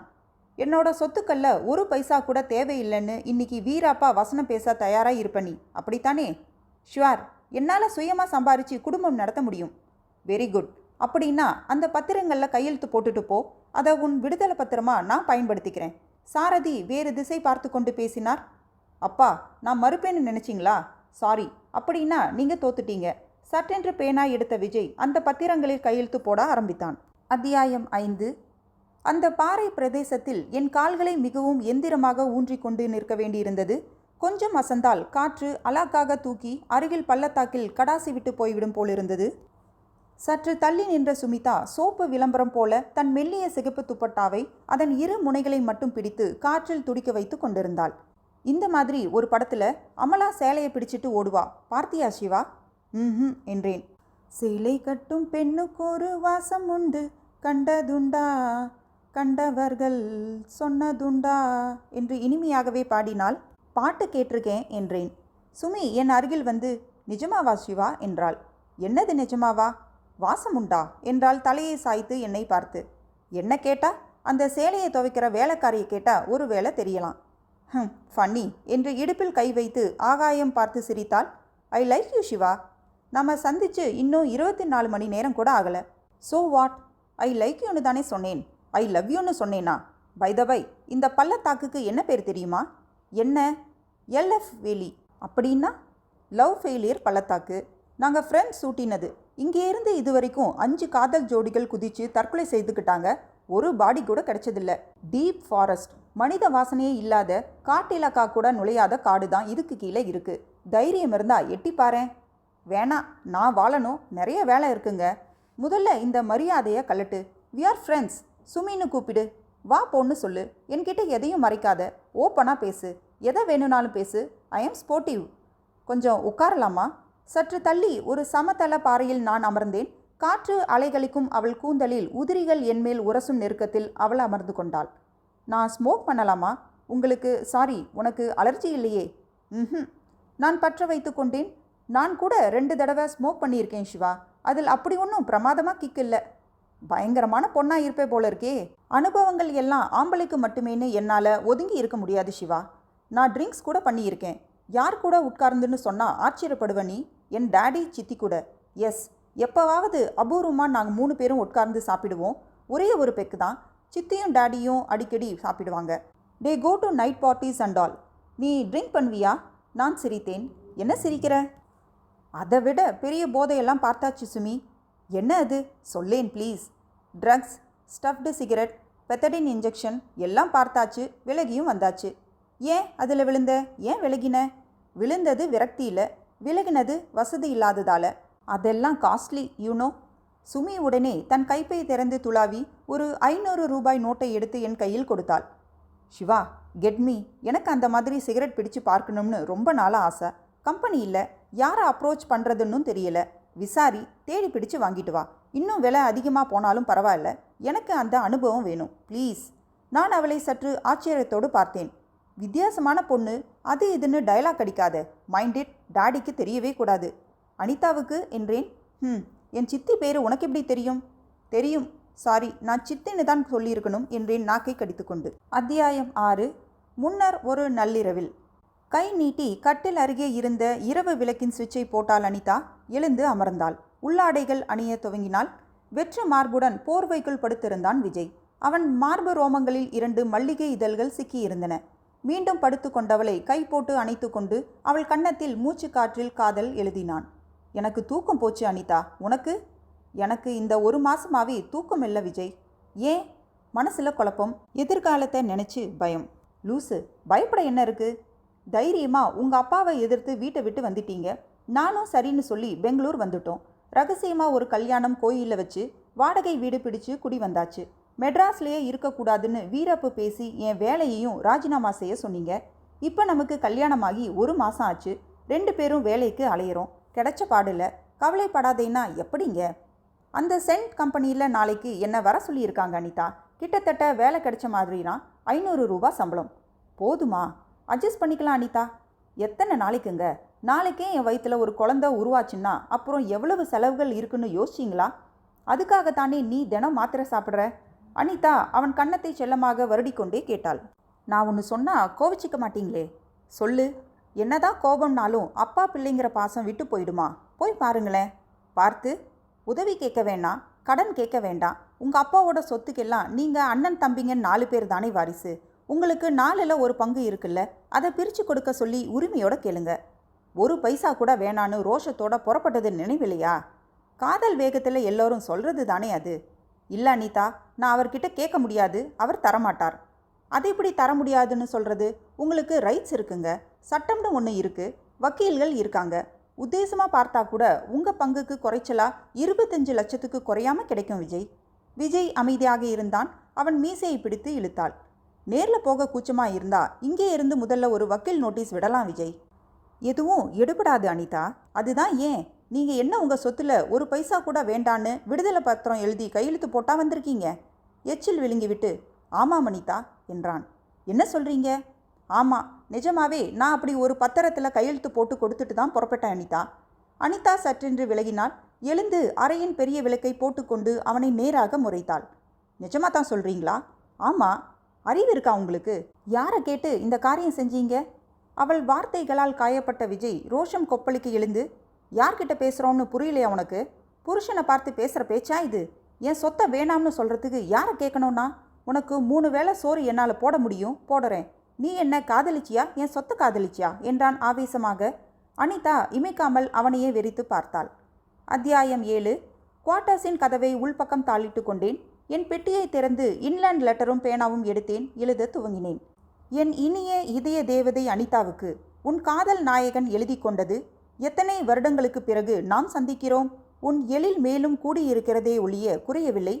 அதுபோலவே தான் உன் மனதில் என் மீது இருக்கும் அன்பும் என்பதை நான் புரிந்து கொண்டு விட்டேன். அன்று நாம் காதல் பறவைகள், ஆனால் இன்று நீ இல்லறம் எனும் கூண்டில் அடைக்கப்பட்ட வீட்டுக்கிளி. இன்னொருவனுக்கு உரிமையானவள். என்னை பார்த்து மிரள்வாய் என்று நினைத்தேன், ஆனால் மகிழ்ந்தாய். என்னோடு பேசவே தயங்குவாய் என்று நினைத்தேன், ஆனால் பேசினாய். அதே உரிமையான குரல். ஆனால் அதற்குள் உன் கணவர் வந்துவிட்டார். மறுபடியும் ரகசியமாக சந்தித்து பேசலாம் என்று நீ அவசரமாக சொல்லிவிட்டு போன வார்த்தைகள் என் மனதில் பத்திரப்படுத்தப்பட்டுவிட்டன. அந்த தங்க நாளின் வைர நிமிடங்களுக்காக நான் ஏக்கத்துடன் காத்திருக்கிறேன். பட்டுப்போன நம் காதல் மீண்டும் துளிர் விடட்டும். அது சமூக நியாயங்களுக்கு முரண்பாடுதான். பரவாயில்லை. விதிகள் இருக்கும் இடத்தில் எல்லாம் விதி விலக்குகளும் உண்டு. உன் பதில்தான் நம் சொர்க்க பயணத்திற்கு விசா. உன்னுடைய நான். எழுதி முடித்ததை ஒரு முறை படித்து பார்த்தேன். மடக்கி ஒட்டினேன். பாக்கெட்டில் வைத்துக்கொண்டு வெளியே வந்தேன். நடந்தேன். அந்த கடிதத்தை போஸ்ட் பாக்ஸில் போட்டுவிட்டு பங்களாவிற்கு திரும்பிய போது வாசலில் புதிய கார் நின்று இருந்தது. புல்வெளியில் நாய்க்குட்டியுடன் ஓடை பிடித்து விளையாடி கொண்டிருந்த சுமி என்னை பார்த்து சொன்னாள், சிவா, மம்மி வந்தாச்சு. நான் பங்களாவுக்குள் நிதானமாக நடந்தேன். டெலிவிஷன் எதிரே ஆடும் நாற்காலி மெதுவாய் ஆடியது. டெக் இயங்கி விடியும் வரை காத்திரு படம் ஓடிக்கொண்டிருந்தது. நம்பியாரின் இரண்டாவது மனைவி சுமிதாவின் சித்தி அனிதா அமர்ந்து கவனமாக படம் பார்த்து கொண்டிருந்தாள். வணக்கம்மா என்றேன். வணக்கம் என்று திரும்பியவள் ஃப்ரீஸ் ஆனாள். நான் அமைதியாக நின்றேன். நீங்க ஐயோ, என்னங்க இது? வேலைக்காரனுக்கு மரியாதையெல்லாம் கொடுத்துக்கிட்டு நீனே சொல்லுங்கம்மா. விஜய்? சேச்சே, என் பேர் சிவகுமார். நான் உங்கள் எஸ்டேட்டில் சூப்பர்வைசராக வேலைக்கு சேர்ந்திருக்கேன். அம்மாவுக்கு என்ன குழப்பம்? என்ன மாதிரியே யாரையாச்சும் இதுக்கு முன்னாடி பார்த்துருக்கீங்களா? அனிதா என்னை இமை கொட்டாது அதிர்ச்சியுடன் பார்த்து கொண்டே இருந்தாள். ரிமோட் கண்ட்ரோல் எடுத்து படத்தை அணைத்தாள். நீங்கள் படம் பாருங்கம்மா, நான் தொந்தரவு பண்ணிட்டேனா? அனிதா எழுந்தாள். என்னோட வாங்க. யாரு? என்னையா? உங்களை தான், வாங்க. நடந்து படிகள் ஏறி மாடியில் தனிய அறைக்குள் வர நானும் தொடர்ந்து வந்து கை கட்டி அமைதியாக நின்றேன். அனிதா அவசரமாக கதவை சாத்தினாள். விஜய், என்ன உங்கள் நோக்கம்? விஜய் விஜய்னு சொல்கிறீங்களே, அது யாரும்மா? உங்களுக்கு தெரியாது? எனக்கு தெரிஞ்சு விஜய் 17 யூரியா உரம் ஒன்று இருக்குது. மற்றபடி வேறு யாரையும் தெரியாது. உங்களுக்கு என்னம்மா ஆச்சு? ஏன் இப்படி குழப்பமாக பேசுகிறீங்க? ஸ்டாப் யுவர் நான்சென்ஸ் கத்தினாள் அனிதா. சொல்லுங்க, என்னை தேடி கண்டுபிடிச்சி இங்கே எதுக்காக வேலைக்கு வந்தவன் மாதிரி போர்வை போர்த்தி வந்திருக்கீங்க? நான் தலையை சொரிந்தேன். பேசுங்க, என்னை பழி வாங்கணுமா? ஐயோ, இன்னைக்கு தான் உங்களை பார்க்குறேன். நான் ஏன் உங்களை பழி வாங்கணும்? ஓகே, மரியாதையாக ஏதாச்சும் சொல்லிவிட்டு இங்கே இருந்து போயிடுங்க. பணம் தரேன், மொத்தமாக தரேன். வேணாங்க, மாதம் மாதம் சம்பளம் கொடுத்தா போதும். விஜய், என்னை வதைக்காதீங்க ப்ளீஸ். சொல்லுங்க, எவ்வளவு வேணும்? இது என்னடா வம்பா போச்சு? முதலாளி சாரும் சரி, சுமை பொண்ணும் சரி, நீங்கள் மனநல சரியில்லாதவங்கன்னு என்கிட்ட சொல்லவே இல்லையே. நான் வரேன். சம்மந்தம் இல்லாமல் நீங்கள் பேசுகிறத கேட்க எனக்கே பைத்தியம் பிடிச்சிடும் போல இருக்கு. நான் கதவை திறந்து கொண்டு வெளியேறினேன் அவசரமாக. மறுநாள் வெலிங்டன் போஸ்ட் ஆஃபீஸ் சென்றேன். நம்பியார் சார் அட்ரஸுக்கு வர லெட்டர்ஸ் எல்லாம் என்ன தினம் வாங்கிட்டு வர சொன்னாங்க. நான் அங்கே புதுசாக வேலைக்கு சேர்ந்திருக்கேன் என்றேன். கொடுத்தார்கள். பெற்றுக்கொண்டு நடந்தேன். நான் நேற்று போஸ்ட் செய்த கடிதம் டெலிவரி சீல் குத்தப்பட்டு மற்ற கடிதங்களுடன் இருந்தது. அதை மட்டும் தனியாக எடுத்து பாக்கெட்டில் வைத்துக்கொண்டு பங்களாவுக்கு நடந்தேன். காலை செய்தித்தாள் படித்து கொண்டிருந்த நம்பியார் முன்னால் கடிதங்களை வைத்து குட் மார்னிங் சார் என்றேன். என்ன இது, நீ லெட்டர் எடுத்துகிட்டு வர? நேற்று பேசிகிட்டு இருந்தப்ப மேனேஜர் சார் சொன்னார், இங்கே உங்கள் பங்களாவுக்கு போஸ்ட்மேன் வந்து தபால் கொடுக்க 11 மணி ஆயிடும்னு. காலையில் நான் 10 மணிக்கு டியூட்டிக்கு வந்தால் போதும்னு சொல்லிட்டார். அது வரைக்கும் சும்மா தானே இருப்பேன். அதுதான் ஒரு வாக் மாதிரி போய் வாங்கிட்டு வந்துடலாம்னு. நம்பியார் என்னை எதுவும் சொல்லாமல் பார்த்தார். சார், இதை உங்ககிட்ட சொல்லிட்டு செய்திருக்கலாம். சொல்லாமல் செய்தது அதிக பிரசங்கித்தனம்னா சாரி என்றேன் பவ்யமாக. சிவகுமார், எனக்கு இந்த மாதிரி புத்திசாலித்தனமான அதிக பிரசங்கித்தனம் எப்பவும் பிடிக்கும் என்று சிரித்தார். Thank you sir. இனிமே தினம் நானே போய் தபால் வாங்கிட்டு வரேன் என்று நகர்ந்தபோது மாடியில் இருந்து அனிதா, என்னங்க, இந்த பையனை கொஞ்சம் மேலே வர சொல்லுங்க, வீடியோ கடை வரைக்கும் போகணும் என்றாள். சிவா, எந்த வேலையும் செய்வேன்னு சொல்லிட்டியா? அதனால் வந்தவன போ, மாடிக்கு போய் என்னன்னு கேளு. அதனால் என்ன சார், நீங்கள் ஏன் அண்ணன் மாதிரி சார் என்றேன். மாடிக்கு வந்தேன். அனிதாவிடம் வந்து எந்த கடையில் கேசட் ரிட்டர்ன் செய்யணும் மேடம் என்றேன். சொல்ல மாட்டீங்களா என்றால். என்ன சொல்லணும் மேடம்? எதுக்காக இந்த வேஷம்? எந்த வேஷம்? இந்த வேலைக்கார வேஷம், விசுவாச வேஷம். எனக்கு எதுவும் புரியல மேடம்.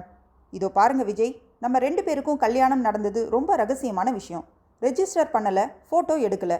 கோயிலில் நீங்கள் தாலி கட்டினப்ப சாட்சிக்கு ஒரு காக்கா கூட இல்லை. நான் உங்களை காதலிச்சப்பவும் சரி, ஒரு ஃபோட்டோ கூட சேர்ந்து எடுத்துக்கிட்டதில்ல. அதனால் உங்ககிட்ட எந்த ஆதாரமும் இல்லை. இப்போ நான் அமைதியாக என் வாழ்க்கையை செட்டில் பண்ணிட்டேன். என் புருஷன்கிட்ட நம்ம மேட்ரை சொல்லி அதை கெடுக்கலாம்னு நினச்சி வந்திருந்தா பாவம் நீங்கள் ஏமாந்துருவீங்க. புரிஞ்சுதா? நான் அமைதியாக இருந்தேன். மெதுவாக சொன்னேன். நான் விஜய் இல்லை, என் பேர் சிவகுமார். அத்தியாயம் 8. முன்னர் ஒரு அதிகாலையில். விஜய் புரண்டு படுத்தபோது கையை தூக்கி அனிதாவின் மேல் போட முயன்று கை தலையணையில் மேல் விழுந்ததில் விழித்து கொண்டான். கட்டிலில் அவன் அருகே அனிதா இல்லை. எழுந்து பாத்ரூம் அருகே வந்து தாளை கவனித்தான். வெளிப்புறம் தாளிடப்பட்டிருந்தது. புரியாமல் படுக்கை அறையை விட்டு வெளியே வந்து வீட்டின் வாசலை பார்த்தான். கதவின் உள் தாழ்பால் திறந்து கிடக்க கதவுகள் வெறுமனே சார்த்தப்பட்டிருந்தன. அனிதா, அனிதா! எங்கிருந்தும் பதில் குரல் இல்லை. திரும்பினால் தினசரி காலண்டரில் ஆணியில் ஒரு மடக்கப்பட்ட கடிதம் குத்தி வைக்கப்பட்டிருந்தது. விஜய் அதை எடுத்து படித்தான். அன்புள்ள என் கணவருக்கு அனிதா எழுதி கொண்டது. நான் உங்களை விட்டு பிரிந்து போகிறேன். ஒரு நல்ல பிரகாசமான வாழ்க்கையை தேடி நாம் காதலித்து திருமணம் செய்து கொண்டோம், உண்மைதான். ஆனால் சூழ்நிலையில் பல மாற்றங்கள் என்னை இந்த முடிவுக்கு துரத்திவிட்டன. என்னை தேடி அலைய வேண்டாம். அப்படியே தேடி என்னை கண்டுபிடித்தாலும் உங்களோடு வாழ என்னை அழைக்க வேண்டாம். வரவே மாட்டேன். எனக்கு தேவை சுவாரஸ்யமான உல்லாசமான ஒரு வாழ்க்கை. அதை உங்களால் தர முடியவில்லை. இனியும் முடியும் என்ற நம்பிக்கை எனக்கில்லை. வாழ்ந்த வரைக்கும் போதும். நண்பர்களாக பிரியலாம். Good bye. இப்படிக்கு அனிதா. கையில் கடிதத்தை பிடித்தபடி ரொம்ப நேரம் அப்படியே நின்று கொண்டிருந்தான் விஜய். அத்தியாயம் 9. நான் நின்று கொண்டிருந்த இடத்தை சுற்றிலும் ஏராளமான மரங்கள், புதர்கள், ஜிலுஜிலுவென்று காற்று. இதே இடத்திற்கு ஏற்கனவே சுமியும் நானும் வந்திருந்ததால் குறிப்பிட்டு சொல்லியிருந்தேன். அவசியம் வருகிறேன் என்று உற்சாகமாக தலையை அசைத்தவளை இன்னும் காணோம். மரங்களின் இலைகளின் முனைகள் பனி அழுகையில் கொட்டி கொண்டிருக்க நான் கர்ச்சி போட்டு அமர்ந்தேன். பேர் தெரியாத பறவை ட்ரூ என்றது. மரங்களின் இடைவெளிகளில் தெரிந்த மலைகள் மேல் சாம்பிராணி போட்டது போல் புகை உலவிக் கொண்டிருக்க கொலுசு சத்தம் கேட்டது. திரும்பி பார்த்தேன். ஜீன்ஸ் பேண்ட், முனைகளில் முடிச்சு போட்டு லேசான உப்பலுடன் இடுப்பை வெளிப்படுத்தும் சட்டையுடன் சுமிதா நடந்து வந்தாள். என் அருகே வந்து அமர்ந்தாள். வந்தாச்சு. எதுக்கு வர சொன்ன சிவா? சுமி, நீதானே புது அனுபவம் வேணும்னு சொன்ன? நான் பாக்கெட்டில் இருந்து சிகரெட் பாக்கெட் எடுத்து 2 சிகரெட்டுகள் எடுத்தேன். ஸ்டப்டு சிகரெட் என்றேன். வாவ் என்றாள். அந்த சிகரெட்டை எப்படி புகைக்க வேண்டும் என்று அவளுக்கு கற்றுக் கொடுத்தேன். அவளிடம் துளி கூட தயக்கம் என்பதே இல்லை. மிக ஆர்வமாக ஈடுபட்டாள். முதல் அனுபவம் என்பதால் ஒரே இழுவையில் போதையில் விழுந்தாள். ஹோல்மி சிவா, இந்த மலை ஊஞ்சலாடுது, நான் விழுந்துட போறேன் என்றாள். என் மடிமேல் விழுந்து இடுப்பை கட்டி பிடித்து கொண்டாள். விட்டுடாத, என்ன விட்டுடாத, நான் விழுந்துடுவேன் என்றவள் ஹஹா என்று பெரிதாக சிரித்தாள். உன் காது எவ்வளவு பெருசு, இந்த மரம் எவ்வளவு உயரம் என்றாள். கை நீட்டி என் மீசையை தொட முயன்று தொடாமல், என்ன உன் மீசை தூரமாக போய்கிட்டே இருக்கு, பிடிக்க முடியலையே என்றாள். அப்படியே கண்களை இறுக்கமாக மூடிக்கொண்டாள். ட்விங்கிள் ட்விங்கிள் ஃபைவ் ஸ்டார் என்று பாடினாள். ஐயோ, இப்போ கிட்டார் இல்லையே என்றாள். சற்று நேரத்தில் அமைதியாக என் மடியிலேயே உறங்கத் துவங்கினாள். என் கைகளை எடுத்து தப்பான இடத்தில் வைத்துக்கொண்டு. நான் கையை எடுத்துக்கொண்டேன். சுமிதா பேபி, என்னை சலனப்படுத்தாத. என் வாழ்வில் 2வது காதல் இல்லவே இல்லை. பாவம், நீ ஒரு கருவி, தட்ஸ் ஆல். அத்தியாயம் 10. முன்னர் ஒரு விரக்தியான பொழுதில். பம்பாயில் நெரிசலான அந்த தெருவில் புறா கூண்டுகள் போல இருந்த மாத வாடகை அறைகளில் ஒன்றில் கட்டிலில் பனியனுடன் மடியில் தலையணையுடன் அமர்ந்து கன்னத்தில் கைதாங்கி கேட்டுக்கொண்டிருந்தான் சந்தீப் எனும் அந்த நண்பன். அப்புறம்? எதிரே தரையில் சுவரில் சாய்ந்து அமர்ந்திருந்தான் விஜய். அவன் கையில் பீடி, கைலியில் நிறைய பொத்தல்கள், முகத்தில் மண்டின தாடி. அப்புறம் என்ன, பொண்டாட்டி லெட்டர் எழுதி வச்சுட்டு ஓடி போகிறது ஒரு புருஷனுக்கு பெரிய அதிர்ச்சி சந்தீப். அதுலேயும் அவளை நான் காதலிச்சு கல்யாணம் செய்துக்கிட்டேன். எங்கள் அப்பாவோட சொத்துல ஒரு பைசா கூட வேண்டாம்னு விடுதலை பத்திரம் எழுதி கொடுத்துட்டு காதல் தான் பெருசுன்னு அவளோட பெங்களூர் வந்து கல்யாணம் பண்ணினேன். ஆனால் அவள் பணம்தான் பெருசுன்னு என்னை உதறிட்டு போயிட்டா. ஒரு மனிதனுக்கு இதை விட பெரிய அவமானம் இருக்க முடியாது சந்தீப். நான் நொறுங்கி போயிட்டேன், நொந்து போயிட்டேன். எங்கள் அப்பா அப்பவே சொன்னார், அவள் நல்லவளா தெரியல. நான் கேட்கல. எனக்குள்ள ஒரு வெறி. சம்பாதிக்கணும், சுயமாக சம்பாதிக்கணும், நிறைய சம்பாதிக்கணும். அதுக்கப்புறமா அவளை தேடி கண்டுபிடிச்சு அவள் முகத்தில் தூணு துப்பணும்னு வெறி. எங்கள் அப்பா மன நோகிற மாதிரி பேசிட்டு அவர்கிட்ட விடுதலை பத்திரமே எழுதி கொடுத்துட்டு வந்தப்புறம் மறுபடியும் அவர்கிட்ட போய் நிற்க இஷ்டம் இல்லை. தன்மானம் இடம் தரல. பெரிய ஆளானதும் தான் அவரை பார்க்கணும்னு நினச்சேன். பெங்களூரில் 1 வருஷம் பல வேலைகள் பார்த்தேன். எதுவும் நிரந்தரம் இல்லை, முன்னேற வாய்ப்பும் இல்லை. அதுக்கப்புறம் பம்பாய் வந்து இங்கே பல வேலைகள். உன் சந்திப்பு நட்பு கிடைச்சிது. இப்போ உன்னோட சினிமா பேனர் வரைகிற ஆர்டிஸ்டாக வேலை பார்த்துட்டு இருக்கேன். என்னமோ இன்னைக்கு தான் சொல்லணும்னு தோணுச்சு என்றான் விஜய். ஒரு பிரபலமான டைரக்டரோட பிள்ளைக்கு இப்படி ஒரு சிரமமான வாழ்க்கை இருக்கும்னு யாரும் யூகம் கூட பண்ண முடியாது விஜய். உங்கள் அப்பாவை பார்த்து 2 வருஷம் ஆச்சா? 2.5 வருஷம் இருக்கும். அவள் ஓடி போயும் அதே 2.5 வருஷம் ஆச்சு. ஒரே மாதம்தான் நாங்கள் தம்பதிகளாக வாழ்ந்தோம். இப்போ அவள் எங்கே இருக்கான்னு தெரியாது. நான் பணக்காரனாக ஆனப்புறம் தான் தெரிஞ்சுக்க விரும்புகிறேன். இந்த தொழிலையும் பெருசாக அப்படி எதுவும் வாய்ப்பில்லை விஜய். பார்க்கலாம், எனக்கு நம்பிக்கை இருக்குது என்றான் விஜய். என் ஃப்ரெண்டு ஒருத்தன் கல்ஃபுக்கு ஆள் எடுத்து அனுப்பிட்டுருக்கான். நம்பிக்கையானவன். போறியா? 5 வருஷம் கான்ட்ராக்டில் போயேன். நல்ல சம்பளம். போயிட்டு வந்து சம்பாதிச்ச காசில் பிஸ்னஸ் பண்ணலாம். இங்கே மாத சம்பளத்துக்கு வேலை பார்த்துட்டு இருந்தா எப்போ பணக்காரன் ஆகிறது? விஜய் சில வினாடிகள் யோசித்தான். சந்தீப், நான் தயார், நீ ஏற்பாடுகளை பண்ணு என்றான். அத்தியாயம் 11. 15 நாட்களுக்கு பின் நம்பியார் காரில் சுமிதாவை ஏற்றிக்கொண்டு புறப்படும் முன்பாக என்னை அருகில் அழைத்தார். சிவகுமார், நானும் சுமிதாவும் கோத்தகிரி போகிறோம். ராத்திரி 9 மணிக்கு வந்துடுவோம். நீ இன்னைக்கு எஸ்டேட்டுக்கு போக வேண்டாம். மேடத்துக்கு தலைவலி, அதனால் அவங்க ஃபங்க்ஷனுக்கு வரல. வீட்டில் அவங்க மட்டும் தனியாக இருப்பாங்க. வீட்டில் நீ துணையாக அவங்களுக்கு இரு என்றார். நான் உற்சாகமாக தலையாட்டினேன். ஒரு நிமிஷம் டாடி என்று காரை விட்டிறங்கி என் அருகில் வந்த சுமிதா, நாளைக்கு கண்டிப்பாக எனக்கு அந்த சிகரெட் வேணும்ப்பா, ஏற்பாடு செஞ்சுடு என்ன என்று ரகசியமாக சொல்லிவிட்டு மறுபடியும் காரில் சென்று அமர்ந்து கொண்டு தன் டாடியிடம் கணக்கில் சில ப்ராப்ளம்ஸ் ஒர்க் அவுட் பண்ணி வைக்க சொன்னேன், போலாம் டாடி என்று என்னை பார்த்து சிரித்தாள். கார் போனதும் நான் திரும்பி வாசலில் சற்று தள்ளி நின்ற அனிதாவை பார்த்தேன். தலையசைத்து என்னை அருகில் அழைத்தாள். போனேன்.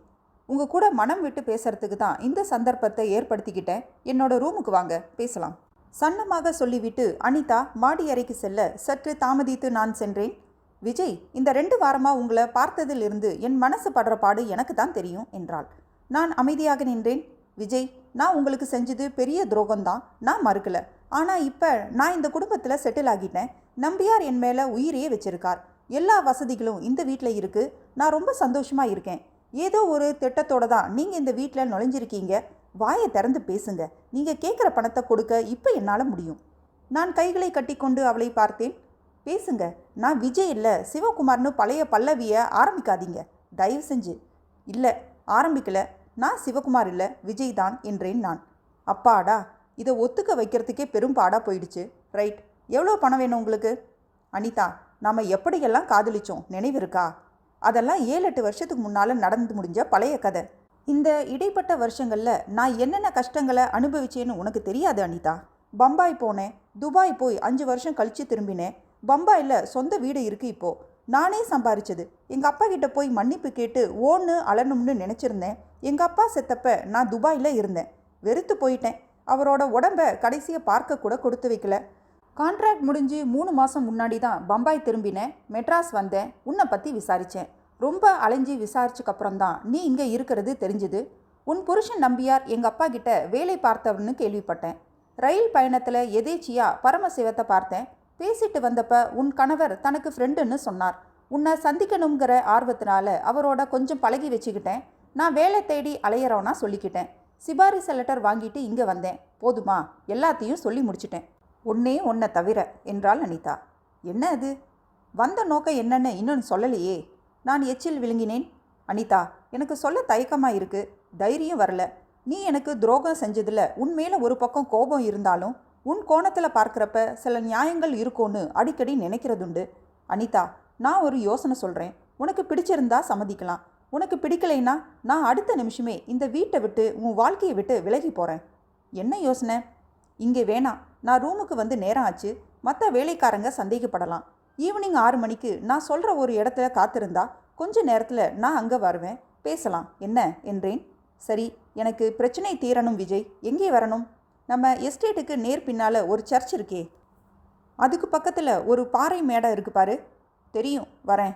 ஈவினிங் கார் எடுத்துக்கிட்டு நான் அங்கே வரேன். நீங்கள்? நீ புறப்பட்டு போன கொஞ்ச நேரம் கழித்து புறப்பட்டு வரேன். சேர்ந்து போனால் நல்லா இருக்காது. நான் அவள் தலையாட்டலுக்கு பின் அறையை விட்டு வெளியே வந்தேன். கீழே இறங்கினேன். மாலைக்காக காத்திருந்தேன். பேசி கொண்டது போலவே 5:30 மணிக்கு அனிதா காரில் புறப்படும் முன்பாக என்னை அர்த்தத்துடன் பார்த்து கொண்டாள். சற்று கழித்து நான் வீடியோ கடைக்கு போவதாக சொல்லிவிட்டு புறப்பட்டேன். அத்தியாயம் 12. முன்னர் ஒரு கோபமான சூழ்நிலையில். தன் அறையில் இருந்து வேகமாக இறங்கி வந்தார் டைரக்டர் சாரதி. கீழே ஹாலில் காத்திருந்தார் மேனேஜர் நம்பியார். மேனேஜர், என்னோட வாங்க. சாரதி வேகமாக நடந்து தன் காருக்கு வந்தார். நீ வரவேணாம் என்று டிரைவரை சொல்லிவிட்டு இவரே டிரைவிங் சீட்டில் அமர்ந்தார். மேனேஜர் நம்பியார் முன்புறம் அவர் அருகில் அமர்ந்து கொண்டார். கார் மிக வேகமாக சென்றது. சார், என்ன இவ்வளவு கோபமா என்றார் நம்பியார் பவ்யமாக. நம்பியார், நான் ஒரு சொல் தாங்க மாட்டேன்னு உங்களுக்கு தெரியும்ல. சொந்த பையனாக இருந்தாலும் என்னை மதிக்கலைன்னா அவனை நான் மதிக்க மாட்டேன்னு உங்களுக்கு தெரியும்ல. யாருக்காகவாவது 10 பைசா நான் துரோகம் செஞ்சுருக்கேனா? இன்றைக்கி ஃபோன் பண்ணுறான்யா இந்த ஃபைனான்சியர். நம்ம கம்பெனி ஆட்டம் காணறதா யாரோ சொன்னாங்களாம். அதனால் அவன் கொடுத்த 10 லட்சத்தை திரும்ப கொடுத்தாதான் தேவலைன்னு சொன்னான். எனக்கு கடுப்பாயிடுச்சு. நேரில் வரேன்னு சொல்லிட்டு புறப்பட்டுட்டேன் என்று மூச்சு வாங்கினார் சாரதி. சற்று நேரத்தில் ஒரு சேட் வீட்டு வாசலில் கார் நின்றது. குர்தா போட்ட சேட் கதவு திறந்து வாங்கோ வாங்கோ என்றார். என்னையா வாங்கோ? ஃபோனில் பேசினது நீதானே என்றார் சாரதி. ஆமாம், உட்காருங்கோ. இத்தனை வருஷமாக இந்த இண்டஸ்ட்ரியில் இருக்கேன். யாருமே என்ன தப்பு சொன்னதில்லை. என் நேர்மையை சந்தேகப்பட்டு எப்படி பேசலாம்? முதல்ல பதறாமல் உட்காருங்கோ என்ற சேட்டு, சார், நான் வட்டிக்கு பணம் தந்து பிஸ்னஸ் பண்ணுறவன். நீங்கள் டைரக்டர். சமீபத்தில் நீங்கள் 2 படம் சொந்தமாக தயாரிச்சிங்க. ஒன்று நல்லா ஓடிச்சு, ஒன்று சுமாராக ஓடிச்சு. இப்போ 3வது தயாரிப்பு. இப்போ நீங்கள் எடுத்துக்கிட்டு இருக்க படம் சரியாக வரலைன்னு இண்டஸ்ட்ரியில் டாக். யார் என்னன்னு சொல்ல மாட்டேன். நீங்கள் வேறு இடத்துல ஃபைனான்ஸ் ஏற்பாடு செய்துக்கோங்க. என் பணத்தை திருப்பி கொடுத்துருங்க. இதைத்தான் நான் ஃபோனில் சொன்னேன். இப்போ நேர்லேயும் சொல்கிறேன். இதில் என்ன தப்பு? சாரதிக்கு மூக்கின் துவாரங்கள் விரிந்து அடங்கி துடித்தன. இதோ பார், இந்த மாதிரி இன்சல்ட்டாக யாரும் என்ன பேசினதில்லை. நீ பேசிட்ட. இனிமே உன்னோட தொடர்பே எனக்கு வேண்டாம். 10 நாள் டைம் வச்சுக்கோ. நான் 10 லட்சத்தை வட்டியோட திருப்பி கொடுக்குறேன். வாங்க நம்பியார். சாரதி விருட்டென்று புறப்பட்டார். காரை அந்த ஹோட்டலுக்கு ஓட்டினார். திறந்தவெளி உணவரங்கத்தில் சாரதியும் நம்பியாரும் ஒரு மேஜையில் எதிரெதிராக அமர்ந்தார்கள். சார், பணம் பூரா ப்ரொடக்ஷனில் இருக்குது. நீங்கள் திடீர்னு 10 நாளில் தரேன்னு சொல்லிட்டு வந்துட்டீங்க.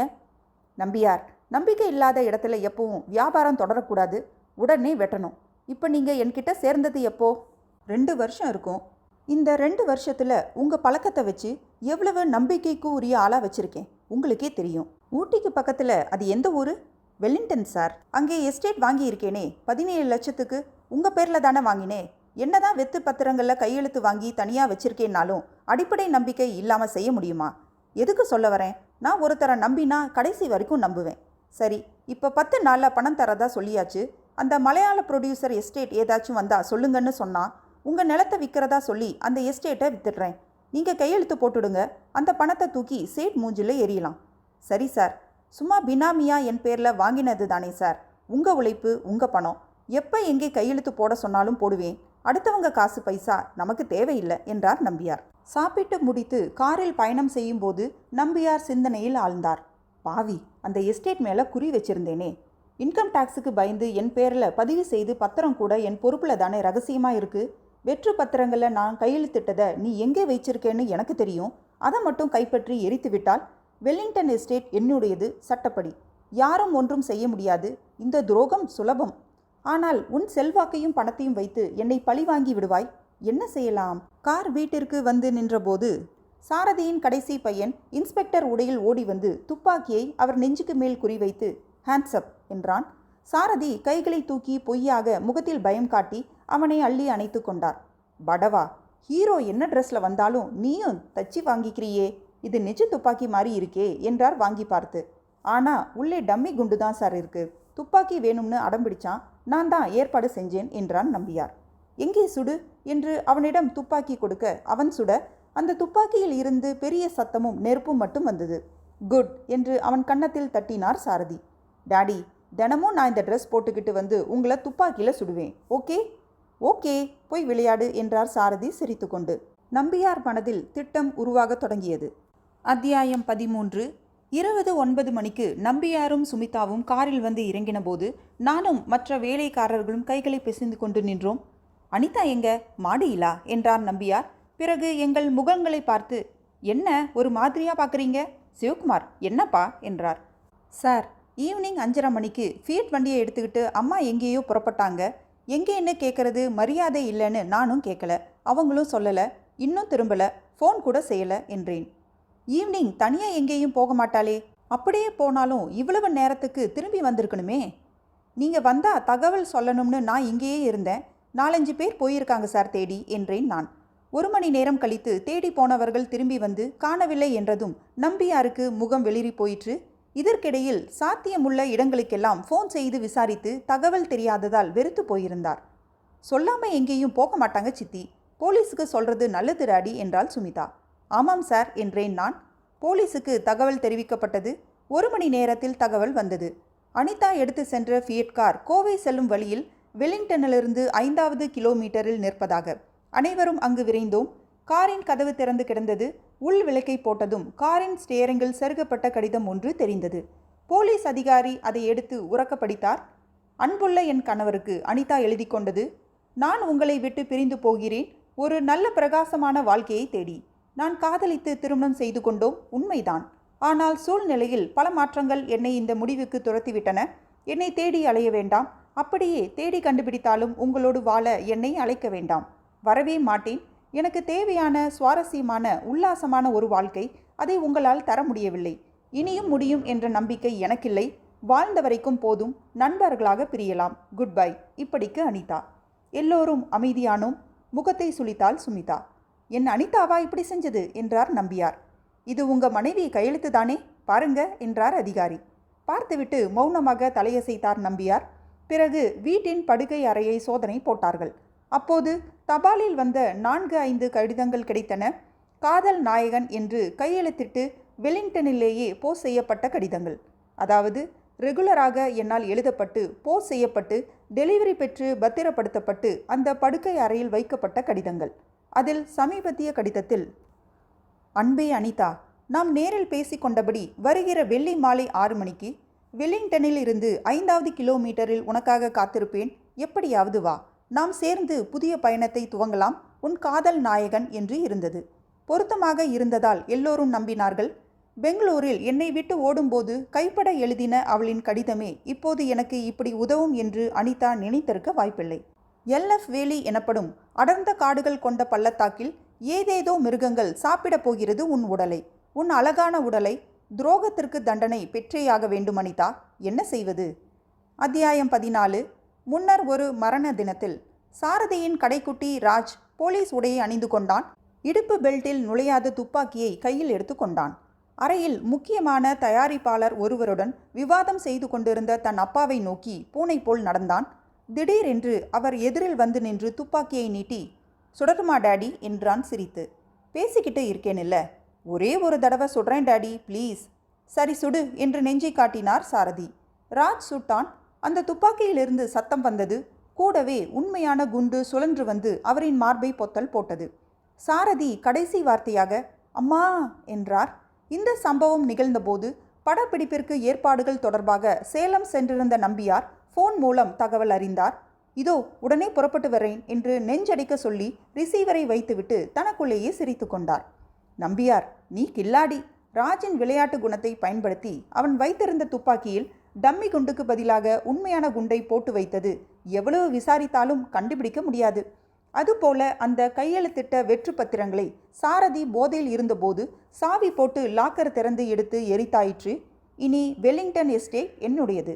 சாரதி என் பேரில் அந்த எஸ்டேட் வாங்கியது வெளியே தெரியாத விஷயம். அவர் மரணத்தோடு சமாதியாகிற விஷயம். நம்பியார் குதூகலத்துடன் சென்னைக்கு புறப்பட்டார். அத்தியாயம் 15. அனிதா என்னால் ரகசியமாக பள்ளத்தாக்கில் தள்ளிவிடப்பட்டு கொலை செய்யப்பட்ட விவரம் என்னை தவிர யாருக்கும் தெரியாது. யாருக்குமே அனிதா விஷயத்தில் துளியும் சந்தேகமில்லை.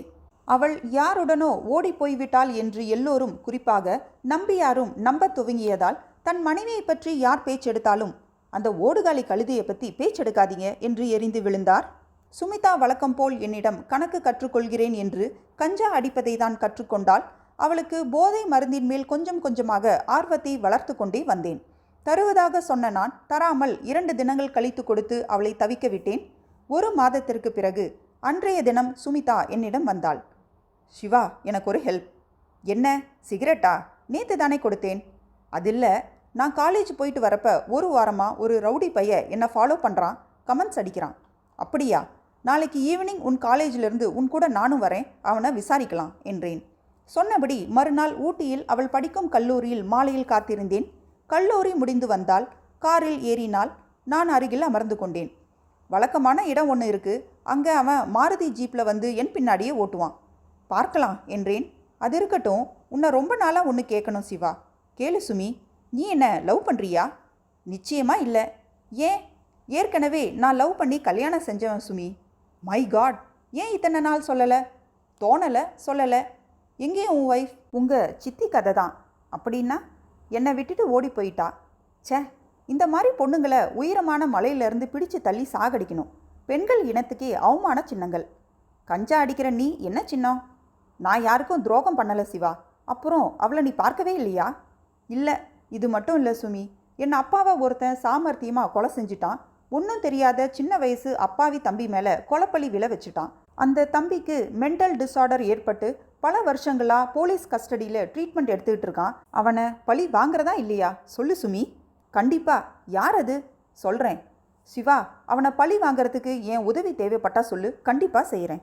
தேவைப்படும் சுமி, நிச்சயம் தேவைப்படும், சொல்கிறேன் என்று நான் சொன்னபோதே எங்கள் சாலையில் வந்து சேர்ந்த ஒரு கிளைச்சாலையிலிருந்து அந்த நீல நிற மாருதி ஜிப்சி வந்து எங்கள் காருக்கு பின்னால் சேர்ந்து கொண்டது. சிவா, நான் சொல்லலை, அவன்தான் என்றாள் சுமிதா. அந்த காரை ஓட்டினவன் லெதர் ஜெர்கின் அணிந்து விரல்களுக்கிடையே சிகரெட் புகைந்தது. அவன் காரை இவளுக்கு இணையாக ஓட்டி, ஹாய் பேபி, அது யாரு, உனக்கு பாடி கார்டா? டேய், தைரியம் இருந்தா வண்டியை நிறுத்து, நின்று பேசுடா என்று கத்தினேன் நான். தாராளமா என்று நிறுத்தினான். சுமிதாவும் சற்று தள்ளி நிறுத்தினாள். இறங்கி நானும் சுமியும் அவன் வண்டியை நோக்கி செல்ல அவனும் வண்டியை விட்டு இறங்கி ஸ்டெயிலாக நின்று கைகளை கட்டி கொண்டு எங்களை பார்த்தான். ஏய் மிஸ்டர், தினம் இந்த பொண்ணு பின்னால் வந்து கலாட்டா பண்ணுறியாமே, திமிரா, எப்படி இருக்கு உடம்பு என்றேன். சுமிதா டார்லிங்கை பார்த்தாலே ஒரு மாதிரி கதகதப்பாக ஆயிடுது சார். டேய் என்று அவன் சட்டையை பிடித்தேன். மரியாதையாக கையை எடு, நான் சுமிதாவை ஆசைப்படுறேன், அவளை தொடாமல் அடுத்த பெண்களை பார்க்கறதில்லைன்னு சபதம் பண்ணியிருக்கேன் மனசில். பார்த்தியா சிவா, என்னென்னவோ பேசுகிறான். இதோ பாருப்பா, மரியாதையாக சொல்கிறேன், இன்னையோட உன் சவடால் வேலையெல்லாம் விட்டுடு, இல்லைன்னா நான் ரொம்ப பொல்லாதவனாக இருப்பேன் என்றேன் நான். அவன் சிரித்து கொண்டே காரில் அமர்ந்து, ஹாய் டார்லிங், உன்னை ஒரு நாள் அனுபவிக்கத்தான் போகிறேன் பாரு, வேணும்னா இதை சவாலாக வச்சுக்க என்று கூறிவிட்டு சர் என்று காரை ரிவர்ஸில் எடுத்துக்கொண்டு வேறு பாதையில் சென்றான். சிவா, எனக்கு பயமாக இருக்கு என்றாள் சுமிதா. சீச்சி, அவன் சும்மா தெனாவட்டா பேசிட்டு போகிறான். அவன் வண்டி நம்பர் பார்த்துட்டேன், யார் என்னன்னு விசாரித்து நான் என்ன செய்யணுமோ செய்கிறேன். பணக்கார பையன் போல இருக்கு, அதுதான் துள்றான். நீ வா. நாங்கள் புறப்பட்டோம். அத்தியாயம் 16. சுமிதா கல்லூரிக்கு போயிருந்த நேரம் நான் நம்பியாரின் எஸ்டேட் அலுவலகத்தில் அவரை தனியாக சந்தித்தேன். சார், உங்ககிட்ட கொஞ்ச நாளாக ஒரு விஷயம் சொல்லணும்னு வந்து கோல் சொல்கிறதா நினைக்காதீங்க. உங்கள் பொண்ணோட எதிர்காலம் முக்கியம் இல்லையா என்று துவங்கினேன். என்னப்பா சொல்கிற? நீ எது சொன்னாலும் அதில் நியாயம் இருக்கும், தயங்காமல் சொல்லு. வந்து சுமிதா வர வர சரியில்லை சார், சில தப்புக்கள் பண்ணுது. சுமிதா செல்லமாக வளர்ந்த பொண்ணு, கண்டபடி பணம் செலவு பண்ணுவா, விளையாட்டாக பொழுத ஓட்டுவா, மற்றபடி தப்பெதுவும் செய்ய மாட்டாளே. இல்லை சார், நான் எதேச்சியாக அவங்க ரூமுக்கு போனப்போ தான் பார்த்தேன், மாத்திரைகளும் இன்ஜெக்ஷனும் பவுடர்களும். அப்படின்னா போதை மருந்துகளுக்கு அவங்க அடிமை ஆயிட்டு வராங்க சார். மை காட் என்றார் நம்பியார். என்னோட வாங்க என்று அழைத்து சென்றேன். பங்களாவில் அவள் அறையில் சற்று முன் நான் டிராயர்களில் போட்டுவிட்டு வந்தவற்றை காட்டினேன். ஆச்சரியப்பட்டார். இதெல்லாம் கொண்டு போய் குப்பை தொட்டியில் போடு. சரி சார், வரட்டும் அவளை. சார், இந்த மாதிரி விஷயங்களில் ரொம்ப எச்சரிக்கையாக கண்டிக்கணும் சார். வயசுக்கு வந்த பொண்ணு, எதுவும் ஏடாகூடமாக ஆயிடக்கூடாது பாருங்க. ரெண்டாவது, இந்த பழக்கத்துக்கு காரணம் யாருன்னு கண்டுபிடிக்கணும் சார். எனக்கு தெரிஞ்சு சுமிதாவுக்கு ஒரு பாய் ஃப்ரெண்டு இருக்கான். அவன் பேர் எனக்கு தெரியாது. ஆனால் பகலில் இல்லை, ராத்திரிகளில் 2 பேருமா சுமிதாவோட ரூம்லேயே போதை மருந்து சாப்பிட்றாங்க. ஐயோ, இந்த அளவுக்கு ஆயிடுச்சா?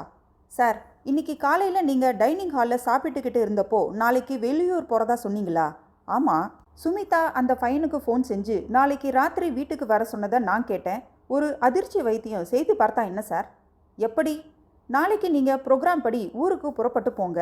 ஆனால் ராத்திரி 10:30 மணிக்கு சரியாக ரகசியமாக வாங்க. சிட் அவுட் ஜன்னலை நான் திறந்து வைக்கிறேன். அது வழியாக உள்ளே போய் திடீர்னு உங்கள் பொண்ணு முன்னாடியும் அந்த பையன் முன்னாடியும் நில்லுங்க. அப்படியே ஆடி போயிடுவாங்க. போலீஸுக்கு ஃபோன் பண்ணுறேன் அது இதுன்னு மிரட்டுங்க. அவன் ஓடி போயிடுவான். இந்த மாதிரி ஒரு பெரிய அதிர்ச்சி வைத்தியம்தான் இந்த மாதிரி பழக்கங்களை நிறுத்த உதவும். நம்பியார் சில வினாடிகள் யோசித்தார். சிவா, நீ எதையுமே தீர்க்கமாக சிந்திக்கிற. இந்த வயசுலேயே முதிர்ச்சி. ஓகே, நீ சொல்கிறது சரின்னு தான் எனக்கும் படுது. அந்த அதிர்ச்சி வைத்தியத்தை கொடுத்துடலாம். நான் வெளியூர் போகிறேன். ராத்திரி திரும்ப வீட்டுக்கு வராமல் என் ஃப்ரெண்டு வீட்டில் காரை நிறுத்திட்டு நடந்து ரகசியமாக வந்து பார்க்குறேன். சிவா, இன்னொரு விஷயம், நீ நல்ல நேரத்தில் என்கிட்ட சொன்ன. இதோட நிறுத்திக்க. அவளுக்கு போதை பழக்கம் இருக்குன்னு வேற யார்கிட்டையும் சொல்லாத. கல்யாணம் ஆக வேண்டிய பொண்ணு. என்ன சார், உங்கள் குடும்பத்து மேலே எனக்கு எவ்வளவு அக்கறை இருக்குது. நான் அப்படியெல்லாம் செய்தி பரப்புவேனா என்றேன் நான். மறுநாள் காலையில் நம்பியார் காரில் புறப்பட்டு வெளியூர் சென்ற கொஞ்ச நேரத்தில் என் ஏற்பாட்டின்படி நான் சம்பளம் கொடுத்து செட்டப் செய்த அந்த பணக்கார வேஷம் போடும் பையன் ஃபோன் செய்தான். சுமிதா ஃபோனை எடுத்தபோது அருகில் நானும் இருந்தேன். Hello darling, how are you என்றது தெளிவாக கேட்டது. பல்லை உடப்பேன் என்றாள் அவள். எதை வேணும்னாலும் உட, ஆனால் எப்போ வரேன்னு சொல்லு. எங்க? நீ சொல்கிற ஹோட்டலில் ரூம் போடுறேன். சி, உனக்கு வெக்கமா இல்லை? இல்லையே. சரி, செலவு வேணாம். உங்கள் அப்பா தான் ஊரில் இல்லை போல இருக்கே. உங்கள் வீட்லேயே உன் ரூம்லேயே வச்சுக்கலாமா? படவா, எங்கே இருந்து பேசுகிற? சொல்லு. உன்னை பற்றி போலீஸில் புகார் கொடுத்து. வேணாம் பேபி, எதுக்காக டென்ஷன் ஆகிற? நான் குறி வச்சது தான். யார் தடுத்தாலும் நடந்து தீரும். இன்னைக்குள்ளே உன்னை நான் அடையிறேனா இல்லையான்னு பாரு. வெயிட் பண்ணு டார்லிங் எனக்காக. எதிர்முனை வைக்கப்பட்டதும் சுமிதாவின் முகம் வியர்த்து போனது. எச்சில் விழுங்கினாள். என்னை திரும்பி பார்த்தாள். சிவா, கேட்டேதானே எல்லாத்தையும்? என்றேன். என்னமோ அவன் மேலே நடவடிக்கை எடுக்கிறேன்னு சொன்னேன். அவன் யாரு என்னன்னு கண்டுபிடிக்க முடியலையே. இன்னைக்கு ராத்திரிக்குள்ள உன்னை அடையிறேன்னு சொல்கிறான். இங்கே நேரில் என் ரூமுக்கே வரேன்னு சொல்கிறான். எனக்கு ரொம்ப பயமாக இருக்குது சிவா. அப்பா வேற ஊரில் இல்லை, அதுவும் அவனுக்கு தெரிஞ்சிருக்கு. நான் யோசனையில் ஆழ்ந்தேன். ரொம்ப முரட்டு பையனாக இருப்பான் போல இருக்கே என்றேன். பெரிய கையாக இருக்கணும் சுமி, இல்லைன்னா இவ்வளவு தென்னாவெட்டு வராது. போலீஸுக்கு சொல்லலாமா? அவனை பற்றி சரியாக தெரியாதே சுமி, அவசரப்படாத. அவன் சும்மா உன்னை பயமுறுத்துறதுக்காக விளையாடி பார்க்குறான். பங்களாவுக்கு பக்கத்துலேயே ஸ்டாஃப் குவார்ட்டர்ஸ் இருக்குது. நாங்கள் எத்தனை பேர் தங்கியிருக்கோம். எங்களை மீறி ஒருத்தன் உன் ரூம் வரைக்கும் வர முடியுமா? எதுக்கும் நான் எச்சரிக்கையாக இருக்க விரும்புகிறேன் சிவா. உங்கள் அப்பா பாதுகாப்புக்காக ரிவால்வர் வச்சிருக்கிறதா நான் கேள்விப்பட்டேனே சுமி. ஆமாம், வச்சிருக்கார். எனக்கும் தெரியும், எங்கே இருக்குன்னு தெரியும். Very good. அதை எடுத்து என் பக்கத்தில் வச்சுக்கிட்டு தூங்குறேன். அப்படி வந்தான்னா அதை காட்டி மிரட்டினா ஓடிடுவான். நல்ல ஐடியா சுமி. ரொம்ப பிரச்சனையானா சுடலாம், தப்பில்லை. ஒரு பொண்ணு தன் கற்பை காப்பாற்றிக்கிறதுக்காக கொலையும் செய்யலாம், சட்டம் ஒன்றும் செய்யாது என்றேன்.